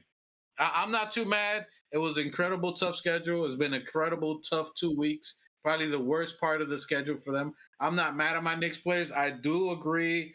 Who said it here? Let me give you your props. Hold on. I think it was G-Man. Hold on. Was it G-Man? Yeah. Yeah, so he said that they have to have a team meeting. I'm definitely on the team meeting aspect, that they need to get themselves together and hold themselves accountable. And if they can't produce, then at that point, you talk or go over. That's a beautiful view. Somebody jump in that pool. You know what I mean? Jump in the pool for tips. Shit. It's way too fucking cold for that shit.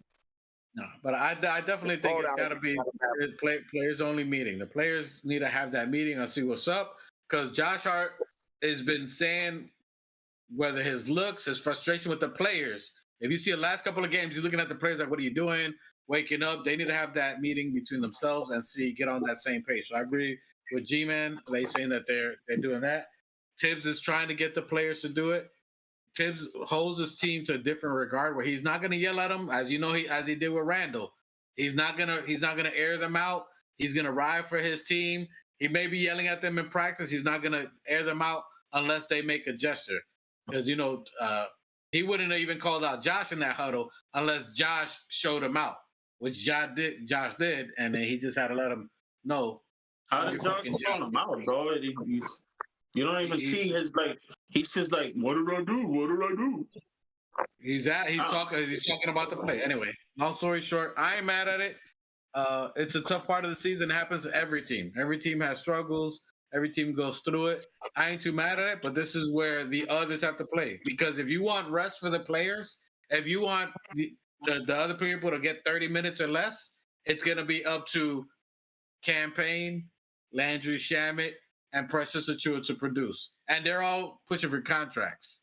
Okay? The 40 minutes that Tibbs is given, he's actually helping Bridges, because Bridges has a contract coming up. And he's trying to showcase as much of Bridges as he can so he can get paid. And then Bridges out here talking shit like, cut my minutes. Nigga, I'm trying to get you paid, bro. Bridges ain't going nowhere, brother. He said he's got a contract coming up. Bridges ain't going nowhere. You don't give up 5 first-round picks and not re-sign him. I'm not saying he's leaving. I'm talking about how much money he can make. He's trying to. Oh, well, yeah, whatever. He's gonna get whatever he can. Same thing for Precious. Precious, and I'm a Precious. I was riding for Precious. He's last couple of games. Precious. I like Precious. I thought Precious was really good. I'm not sure. Like Precious? Nah, Paddle. He has clumsy moments too. Like he's like OG, but OG is like, at least OG could hit a 3. You know what I mean? Precious is like Precious. What's Precious shooting percentage? It's definitely not on the 30s. So it's not like he's a bad shooter. He just doesn't have the opportunity to shoot it. Knicks 2025-2026 champ says, can this team clinch the 3rd seed in the next 6 or 7 games? I think they need more games than that. If it's gonna take, how far are the Pacers back? I gotta look at all that. I'm not looking at it right now. Let me answer the chat and then I'll go see how far. I think we're 4 games ahead. I said we fall to the 4th. I said we fall to the 4th. I'm not trying to avoid Boston. Nah, man, listen. Hey, you can't come at this point of the season. I think if we fall, I think if we fall to the 4th seed, it'll buy us enough more time to get the guys more healthier and fucking try to get lucky in these playoffs. Listen, I don't buy luck, and I'm not about, even with my son in the soccer, like, yo, whatever it is, if you losing, yo, you fight to the end. You don't get that mentality that we're gonna play down or see if we can try to get to the fourth and save up. Nah. You listen. Maybe it's the Marine in me, but I'm fighting to the death. I don't care if it's just me and against the 300. You fight to the death, and that's it. You go for the gusto, and that's it. But if you got one leg and one arm, listen, I mean, how much listen, tell that to Hansel. Tell that to Hansel. Tell that to Hansel. Hansel's out there. Am I lying? Did Hansel say I got one arm, I can't play basketball? I don't know who Hansel is. He's a Dominican dude with one arm. What? With one arm. Wait. Balling arm. Hansel. Wait. Did the Two Shots say he doesn't know who Hansel is? I have no idea who this guy is. He's a Dominican guy The only one-handed Dominican nigga that's been jamming on niggas for the last fucking 5 years got Kyrie Irving and everybody else co-signing him. This dude got one arm. I'm talking about from the shoulder off, from here down, no arm. And he got one. He got an elbow, nigga. Goddamn, bro. I'm talking from my bad. I thought it was shoulder. My bad. Right. From the no shoulder. I thought it was from the shoulder. Anyway, he's got one arm and he's dribbling, crossing people, dunking on them, whamming on them, stealing the ball. All that to say that we don't make no excuses. You got one arm, you go out there and play. I don't care what it is. He's yamming. He's yamming. Emmanuel Hansel. He is balling. He's not in the NBA. He's not in the NBA, but how old is he? He played like 22. Probably like in the 20s. Young 20s. Look him up. Hansel. That boy's balling. All that to say is we don't play that mentality. I'm not to play down to fourth. Yo, you just got to step your game up. Tired, all that. That's what Josh was saying. Ain't no excuses. We can have all the excuses in the world, but you can't make an excuse for effort. That's one thing you can't make excuses. You can give 120 and get blown out. If I'm diving on the floor and you trying to get whams and you got 6 fouls and we get blown out by 30, I'm with that. I'm here clapping for my team. But the low energy shit, the not being ready for the first quarter, whether it's jet lag or not, that's effort. There's a whole different thing from I got a broken leg, I got a sprained ankle. That's one thing, but low effort is on the player. The coach can have Eric Thomas come to your thing and give you the best motivational speech in the world, and you used to go out there with low energy. Listen, if you know who Eric Thomas is, like the channel, subscribe, tag him on it. He's one of the best motivational speakers. Someone who was homeless in Detroit. He's called the hip hop motivator. He's called the hip hop motivator. From the cities of Detroit, went from homeless, got a PhD, worked his way. Anyway, long story short, all I'm saying is Eric Thomas won't approve of the way we play it. Eric Thomas won't approve. That's all I'm saying. And listen, it's a tough schedule. I think we're gonna bounce back. I think a lot of our fans are jumping on the ledge, and Two Shots is tripping them, pushing them. You know, he's hit him in the back of the head like the girl in the track with the baton.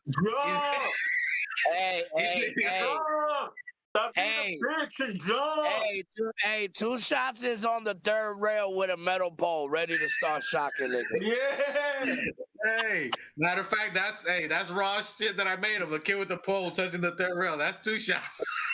Hey man, I'm all for it. That nigga's ready. Two Shots is hitting people in the back of the head like Shorty in the track when she was running track. That shit, that girl in the head with bing. Coño! I saw the video. I didn't do it on purpose. Yo, she did the 4 times. It was 4 times. She's a new Tanya Harding. I'm like that one dude, you know what I'm saying? That like loves to instigate shit. But then when the shit starts popping off, I'm like, oh. You're like, bro, you started off. Then you become Homer in the bushes. No. But this shit's popping off. I like the point. Like, oh shit, you gonna take that? You gonna take that? Listen, I don't put nothing past Thibodeau and it's or the team. I'm gonna say it both ways. So Knicks and Keith Walker, they're talking about this isn't about competition. It's about health. Where the first round opponents is Detroit, Indiana, Milwaukee. A healthy team beats them in any games, no matter what. And I agree with you. Wait a minute. Hold on. Did you just say that we beat Detroit? No, he's saying that a healthy team, no matter who it is, whether it's Detroit, whether it's Indiana, whether it's Milwaukee, a healthy Knicks team can nobody Wu-Tang Clan. We ain't nothing. Ooh. I think I'm gonna rock with UD. The boy Haslam, Udonis Haslam said that if we match up with the Pistons, it might be some problems. Bro, and that listen. You talking about a Heat? Are you reps a Heat? You talking to a Heat player? Let me say my piece. The only reason why I'm saying this is because your man Cade Cunningham took that All-Star leap this year. That boy is averaging 25, like 9 assists, and like 6 rebounds. And this man then took this team from like a 15-win team to like whatever the hell they got now. It's like 40-something or whatever the case. So the veterans didn't have nothing to do with that, and him being a number 1 pick. Nigga, you supposed to. You supposed to be that guy. You're the number 1 pick. What I just said. You're supposed to be that guy. Okay, but because he has veterans. But because he has veterans, I'm with you. I'm just saying, but he's supposed to. And you got veterans. You got Tim Hardaway. You got Tobias Harris. And then Jalen Duren making the leap too. Them boys playing over there, man. Don't sleep on them. Listen, on my behalf of the TOF show, fuck you, D. You're all right. That's fair. We'll rock with no Heat player. I don't care what it. I don't give a fuck them niggas, dude. All right, that's fair. Listen, and I'll tell you this: against Boston, beat our ass on a couple of occasions on a single game. OKC beat our ass in a couple of games, even though we had them in the first game. Cleveland beat our ass. Hold on, listen, I'm gonna give them that. But in a 7-game series, I don't see nobody. In a 7-game series, I'll give you one. I might give you 2 games. In a 7-game series, I don't care who it is. I don't care if Jalen Brunson's with the crutches. You put a Nike check on his shoe and put him in the game. I don't care who it is. In a 7-game series, I ain't scared of nobody. I don't care who it is. The Knicks. John Cena them, huh? Wait, question.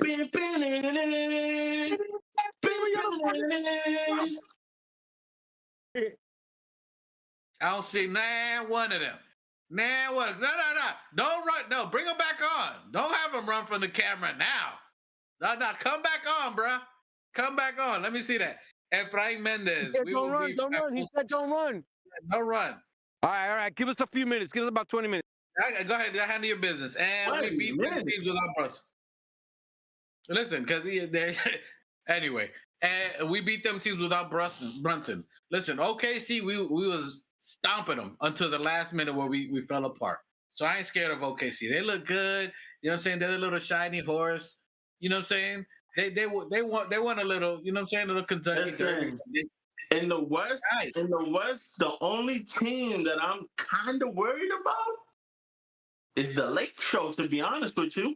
Get the left flop? You scared of left flop? Left flop with Doncic, and now your boy Reeves is the third option, and he's balling the fuck out. Trash. Hot trash. I don't know, man. Hot trash. Right now, bro. They're not even the best team in the West. He's the best league right now. Asura. I'm not sleeping on nobody. We're number 4 in the whole league. I'm not sleeping on nobody. Do your math, check your stats before you start coming here. But hold on. We would beat the Lakers in a best of 7. Absolutely. There's no team. Boston. Listen, I'll give Boston. Listen, I ain't scared of nobody. I'll give Boston their props. They doing their thing. Cleveland, they doing their thing. But in the series, listen. Yeah, listen, that's fine. This right now, the next couple of games, you're gonna see either you become a man or you become a bust. Precious, Cam, and Chandler, Andrew Sham. I'm just saying, is where this is where the next 5, 6, 7 games. You're right. You got touche. You got me on that one. This is where these guys. You know what I'm saying? Damn, you. Coño. And is where they either step up. You talking about busting shit? I don't know. What? Huh? We're in Howard University area, so like, I'm sorry. What? You speaking Chinese? What? I missed all of that. Yeah, we're speaking Chinese. Y'all don't know Howard University, son. Okay, they're at Howard, and they in a special place right now. Let's just say they're above the clouds right now. Beautiful ladies in Howard University. Thank you very much. Okay, Knicks would be okay. Let me see. G-Man Machete looked like he was about to sing R&B in front of a flaming garbage can with his boy. They look at. Ooh, he was about to do the step out on him. Ooh, he was about to hit him with the. He almost stepped out on him. You know what I'm saying? Y'all know about that R&B. You got to step out. You got to open your hand and close it. Open your hand and close it.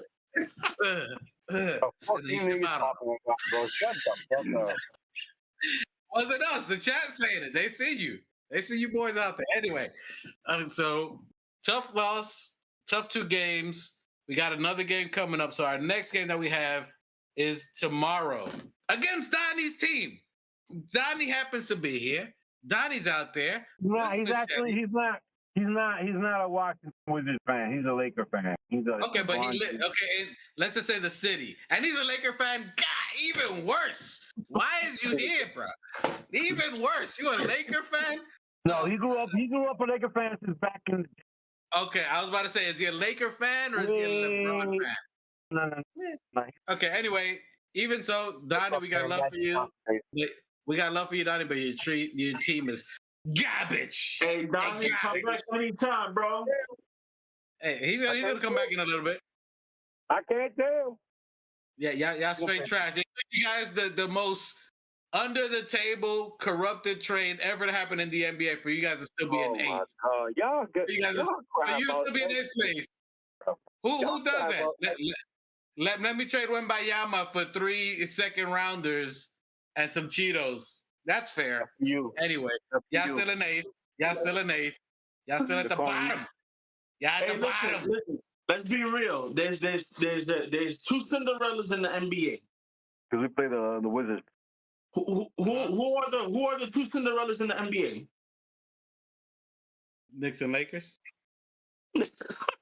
Yes, all right. We're the butt of every joke, bro. But it's the Lake Show and the Celtics.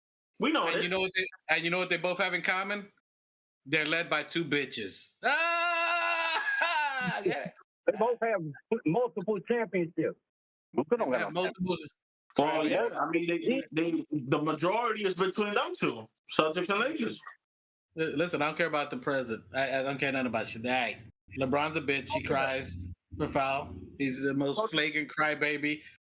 He's never a winner. He's never even been in the GOAT debate. LeBron has never even really been in the GOAT debate. He's only great to himself. He's trash. Anyway, we're playing the Washington Gizzards tomorrow. I don't even know what to. I'll get a lot of feedback, my guy. When you're ready to come on the mic, we'll do that. But in the meantime, tomorrow we got the Washington. Mute that shit. What? You're breaking up, bro. I can't hear you. Okay, you're breaking up. Okay, that's because we riding around. Yeah, you guys are breaking up. You ready to say something? Go ahead. Guys are saying that. Oh, you know what it is? Take off the Bluetooth. Oh, okay. Hold on. That's what it is. let me call India to get the IT support. Let's get IT support. I'm not even gonna do it. I'm gonna get in trouble. I'm not gonna do it. I almost did the IT voice. So I'm not gonna do it. I'm back Yeah, now. Can you hear me now? Do it, man. You almost Splash. You almost had me. Okay, here we go. Here we go. Now you guys say LeBron cries so much, but every time I see Big Cat, he crying. Oof. But Every he's actually time getting. Big Cat is a crybaby. He has He's a crybaby. he has the zestiest cry ever. Listen, hold on. Hold on. Hey, hold on. The difference is, Donnie, the difference is, hold on. The difference is he's actually getting fouled. LeBron, he does. You never see him fall touching his forehead when nobody touches him. Sounds ridiculous. You sound ridiculous. No one has a most. Is that a fact or not? How many fake fouls does LeBron have per game? How many fake fouls does anybody in the league call? Come on now, the league's about flopping. You guys flops just as much as So let me. Okay, before you move on, so you agree he flops? Who? LeBron. The league. No, sir. I need you not to put on your sneakers. Hey, Does man, LeBron flop? Hold on. Does LeBron flop? Yes or no? The league. You can't put it on one person. Let's be real. You're putting on your sneakers. You're putting on your sneakers, sir. Don't let me go on the track with a mallet. Hold on. Does he run?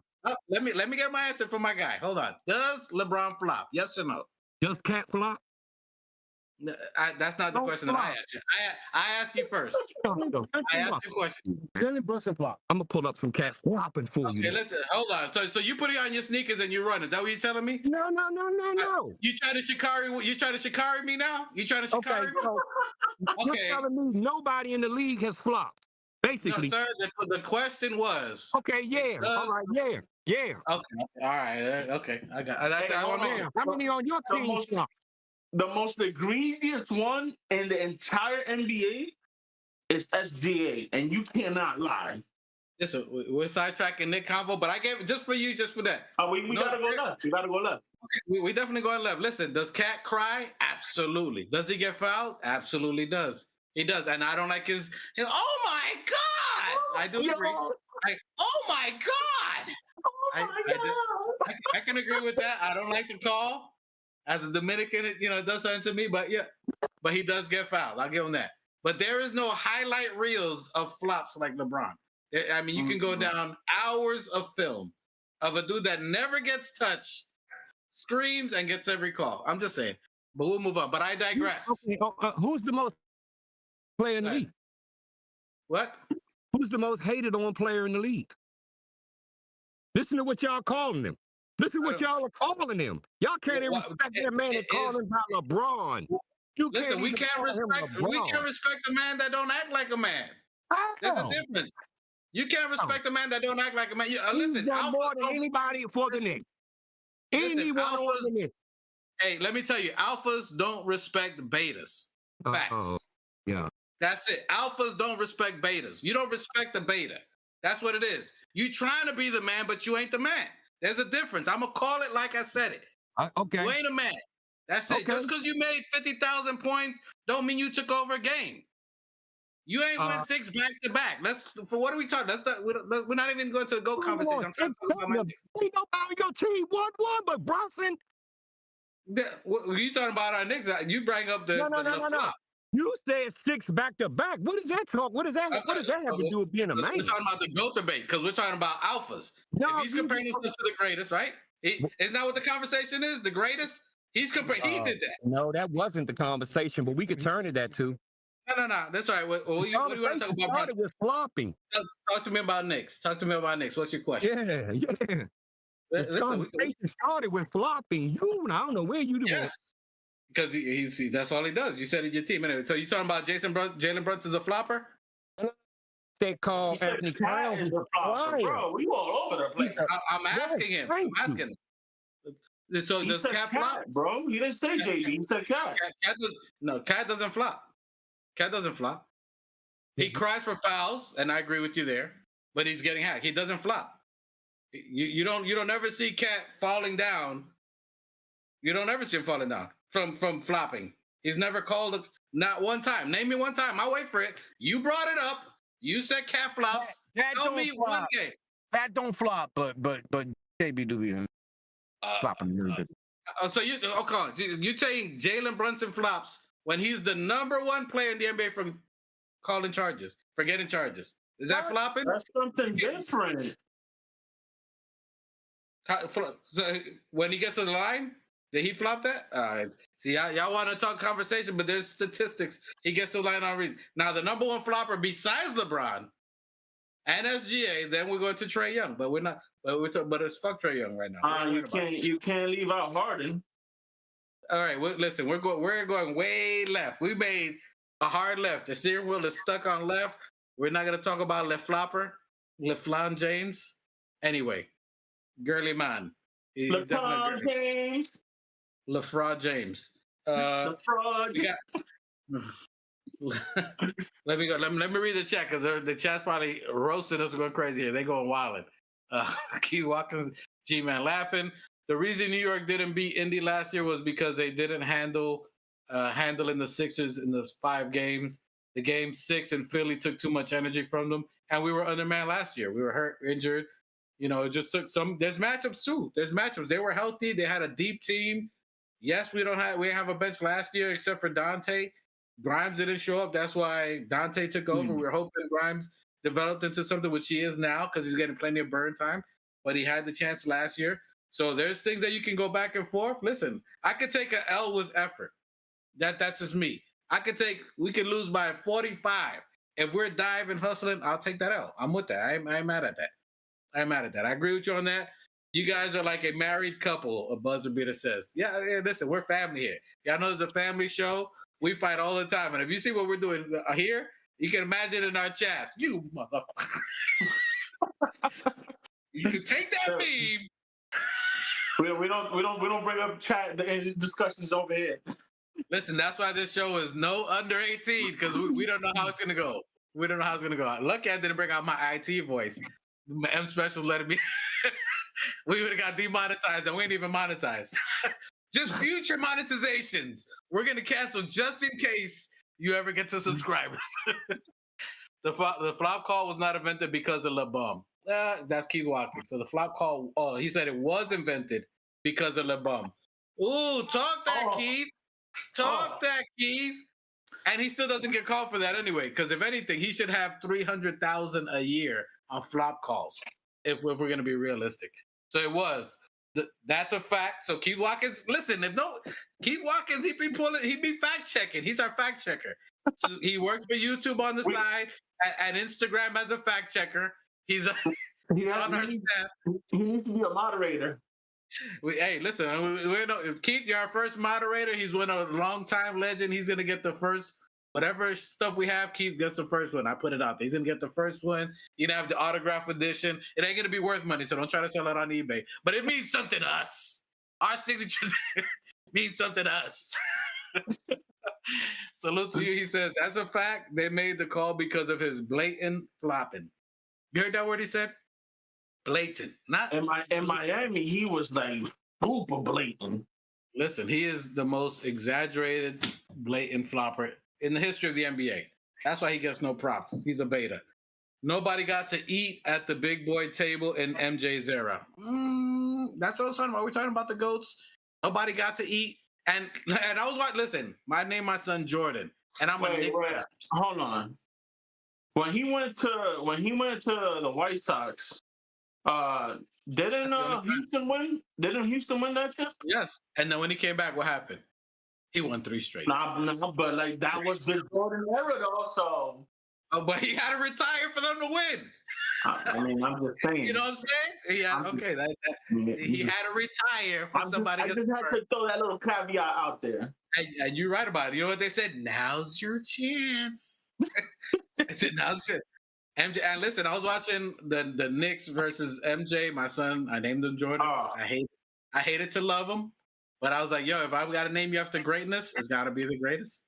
And we were watching the Jordan, and the stats were saying MJ's worst playoff stats was with the Knicks. And his worst stats in the playoff was 29 points, 29.5 points in the playoff. His worst. And we held him to that. He was averaging 45 in the playoffs. What's LeBron's average in playoffs? You want to really cry? I was watching a documentary. I forgot if it was on Netflix or something, but it was about the Bulls. And Jordan said that he was this close to signing with the Knicks because he wanted to play with Patrick Ewing. But then I think it was Reinsdorf at the time. They gave him like 30 mil, which was the highest paid player ever at that time. But he said he was this close to signing with the Knicks, bro. We would have had mad championship, but I'm gonna stop crying. Chang's or the Bronx. So my wife is trying to get my attention to see what we're gonna eat for dinner. So we're gonna start wrapping this up soon. But Chang's or Bronx? So the pizza or Chinese? Peace out, brothers. I'm gonna go have dinner too myself, man. I just got off of work. Peace out to the enjoy, good conversation. Peace out to we'll do Chinese. We'll do Chinese today. We will. Peace out, brothers. I love you. Love you too. All right, we'll do Chinese today. Switch it up a little bit, anyway. So 2 shots. That's just saying. And my wife is crazy. She's in the chat telling me what we're gonna eat. I guess that's her cue to tell me it's almost that time. So we got Washington. We got the Washington Wizards coming up tomorrow, 8:00. We have Washington tomorrow, and then we're gonna have Sunday and Monday a 2-game layoff, and then we play the Mavericks, who don't have obviously no Luka, obviously no Kyrie. They're still a tough matchup. They're a deep team. They've been playing well. What are your thoughts against the Wizards tomorrow? Are you scared? Compared to seeing the last 2 games, is that something you're fearful for? I'm not confident. I'll tell you that much. I don't know if scared is the word either, but I mean, if we're losing the lottery teams, then anybody got a chance to beat us at this point. I'm just hoping, like you said, maybe Thibodeau has some sort of epiphany and he, plays other players and, maybe we get to see something different. Even if it's in a losing effort, like something different, you know what I mean? Instead of just, having players do cardio for 37, 38 minutes. But it is what it is. Tomorrow's a good game, to your point. I thought the Hornets game would have been a good game to see some of the guys we were talking about. A Kolek, maybe bring up Daddy A for tomorrow's game. To get some, I would like to see Beauchamp tomorrow. To maybe see what Beauchamp and Daddy A playing together. I wouldn't mind seeing that, even for some different minutes, because Beauchamp is 6'5", 6'6". My wife says the 1-5 special. She's calling out Tibbs' play. 1-5 special. Yeah, we were watching that, so she knows. 1-5, yes, get the 1-5 special. Honey garlic chicken, special fried rice, extra duck sauce, extra soy sauce. FY, just saying. He's like, you know what? That doesn't sound like that. Anyway. Nah, brother. I got my chicken and salad on my way. I gotta still keep going down. I'm testing you. There you go. Keep it up, boy. Keep it up. We see what you're doing, boy. Keep it up. All right. I like that. So we got a tough game. I want to see if we can get Beauchamp in the game. Maybe Pat come Daddy tomorrow with a Kolek. Tomorrow's the type of game that their bench after Jordan Poole is not that great. They do have that other kid, but tomorrow's a game that I wouldn't mind seeing some of them and rest some of the starters maybe to play low 30s, high 20s minutes, and then let some of the guys play. That's one game that I wouldn't mind taking an L and then be ready for the Mavericks Clippers West Coast trip out there. So that's something to see out there. And then we got the Clippers Wednesday. It's another tough matchup again. So these next 2 games, can we see something with the other players? Again, we're watching for Precious. We're looking for Shamet and Campaign. Can they bring enough energy, enough scoring to give the players a rest? As what 2 shots been screaming, he's almost hoarse. He's gonna have to write his just yelling on a piece of paper and say fire it. So let's see if they can step up. That's what I'm gonna look at for the next 3 games up until the Clipper game. Next 2 games. Can Precious step up? I don't know if his hamstring, something's up. I don't know if it's his hamstring or something. Whatever it is, he needs to step up. I don't know, whatever. I'm not gonna make this for the man. So I need to see tomorrow and the Mavericks. I need to see Cam and Shamet. Them 2 for sure. I need at least 12 points each in the next couple of games. At least 12 points plus. If they can give 12 plus, that's helping us. Remember, Duce coming from the bench, so it's up to them now, and we're gonna need them for the playoffs. So them 3 have got to step up. That's who I'm looking at for the next remainder of this season. After that, it gets gritty. So after Wizards, we got Mavericks, then Clippers, and then Friday we got the Bucks, and then Trailblazers again on Sunday. So it's only going to get heavy now. The rest of the schedule is going to be a little thick. So players got to shape up. I agree with G-Man that they definitely should be having their team meeting, see what happens here. Keith Watkins, y'all were serious? Yes. You definitely for sure, Keith. Look at you. Hey, M Special, you already made him the moderator? Let's go. I see you. Hey, Keith Watkins, our first moderator. You are honored, sir. You've been long time day one. I might even have to do some kind of special day one, A1 from the day one. We have y'all been out here. Salute to Just Knicks in the building. You're que lo que. What's good? Just Knicks in the building. Listen, Just Knicks. My brother's been working. I'm never working out. But if you in the off season, we need to see that Just Knicks versus New Knicks. Just Knicks versus New Knicks. 1-on-1, 1v1. You know what I'm saying? Take it to the park, the concrete drunken melee in the park. I need to see it. Hey, Just Knicks, let me know what state you in. I mean, we got to do a drive.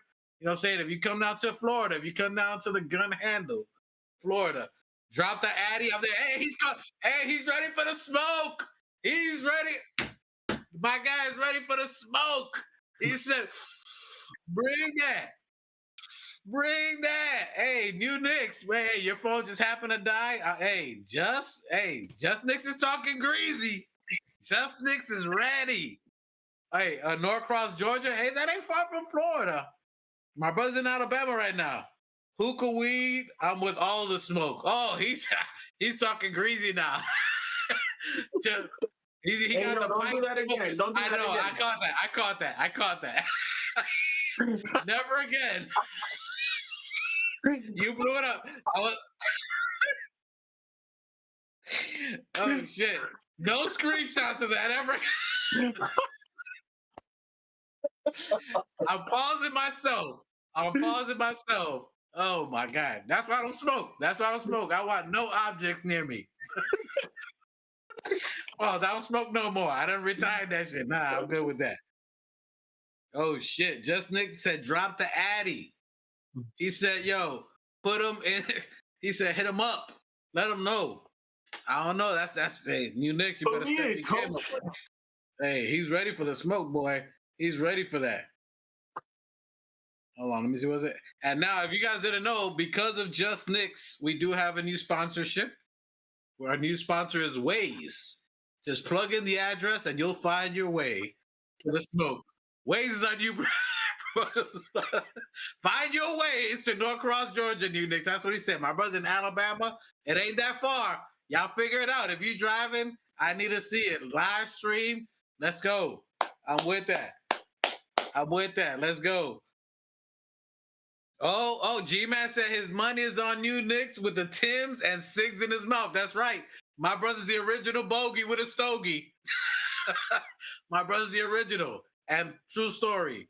My brother back in the day, high school, that nigga took my Butters, if y'all know Butters, the Timberland, construction Timberlands. He took my brand new Timbs, went to play 5 full courts, won all of them, but destroyed my Timberlands. That's a fact. He destroyed my Timbs. Needless to say, we were fighting. We were stumping. But he took my Butters, played 5 full courts, won every game, but destroyed. He looked like a. You ever see someone baby walking on their toes that the sneakers just wore out on the side? That's how he looked at my Timbs.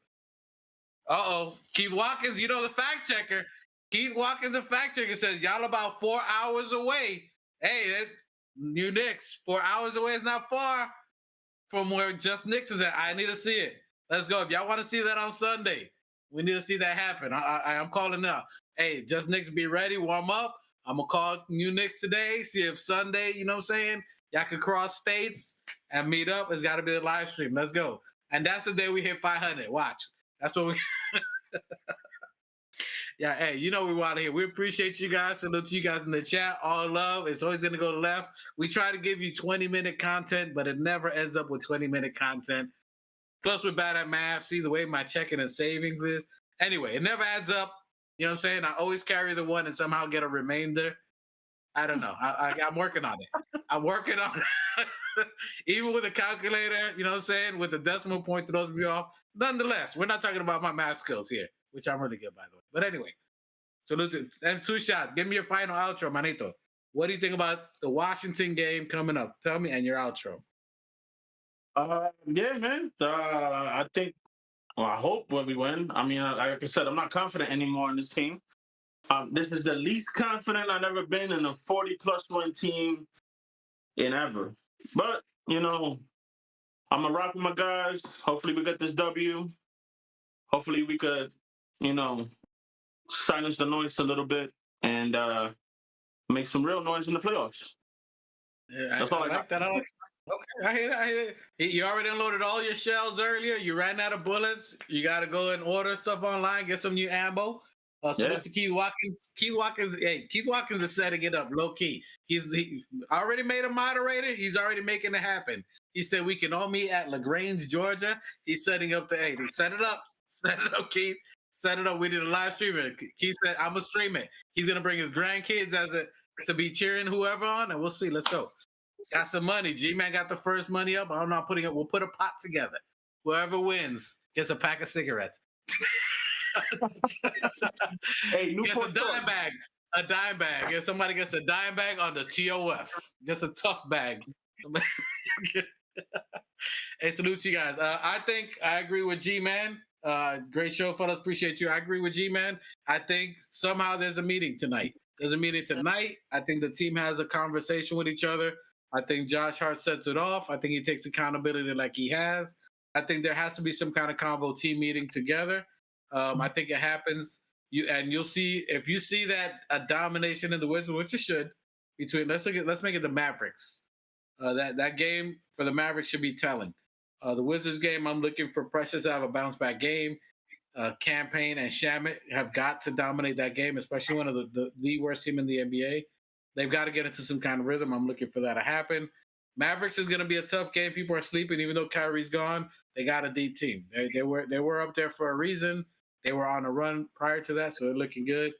It's going to be a tough one. Clippers, as crazy as it may seem, I got us fighting against the Clippers. I can see 2 out of 3 in this one. Between our next show, we got the Bucks Friday. We'll be doing a show Friday, so we'll talk about that. But I got us with 2 out of 3 in this game here. Wizards, Mavericks, Clippers. I got us with a 2 out of 3. We bounce back, and our bench players show up and give our guys some rest. That's all I got for you guys here. So salute to the dopest chat, replay gang, all of you guys. We see you guys. Ain't no us without you guys. We have a great time with you guys in the chat. We love when you guys are ticking and tagging and chapping. Salute to M Special in the building, who's the real IT, not the foreign IT that you get all the time. Who I was almost gonna mess up and get us blocked and not sponsored here. But salute to the real IT, M Specialist. Without him, they ain't no us. You know what I'm saying? He hooks it up, does all the doodads. If you guys, we get a 500, we get M Special to do a whole show by himself as the main guy. We get a 500. He said I'm lying. I don't know. We'll see. It's up to you guys. We need to start. Hey, we got a 500. I need you guys to chant like that we're doing for PJ Tucker. M Special. We want M Special. We want M Special. He's mad as hell right now. He's mad as hell. Hey, salute to you guys. We're going to close it out finally. We'll check you guys Sunday. Saucy Sunday. If y'all don't know, Friday, 5 p.m., Sunday, 5 p.m. But if you're here, of course, hit the like and subscribe. Hit that bell notification. My schedule changed at work, so maybe we do some different things, maybe different days. I don't know. We might surprise you. Maybe in the weekday we might do something. I don't know. Notching. I know notching. You know what I'm saying? But if you hit the bell notification, you'll know. Peace out, chat. Salute to y'all. Forms and Fields in the building. My God, what's good? And I salute the new Knicks. Let's get it. Shout out to the new Knicks. The new Knicks, salute my guy. The new Knicks, the organic podcast. Sounds like it's about to go down in here. Going down. New York City, NYC.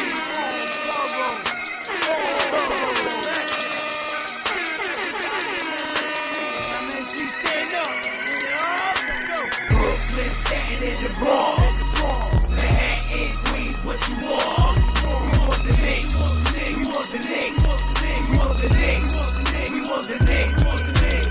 Brooklyn, Staten in the Bronx, Manhattan, Queens, what you want? We want the Knicks, we want the Knicks.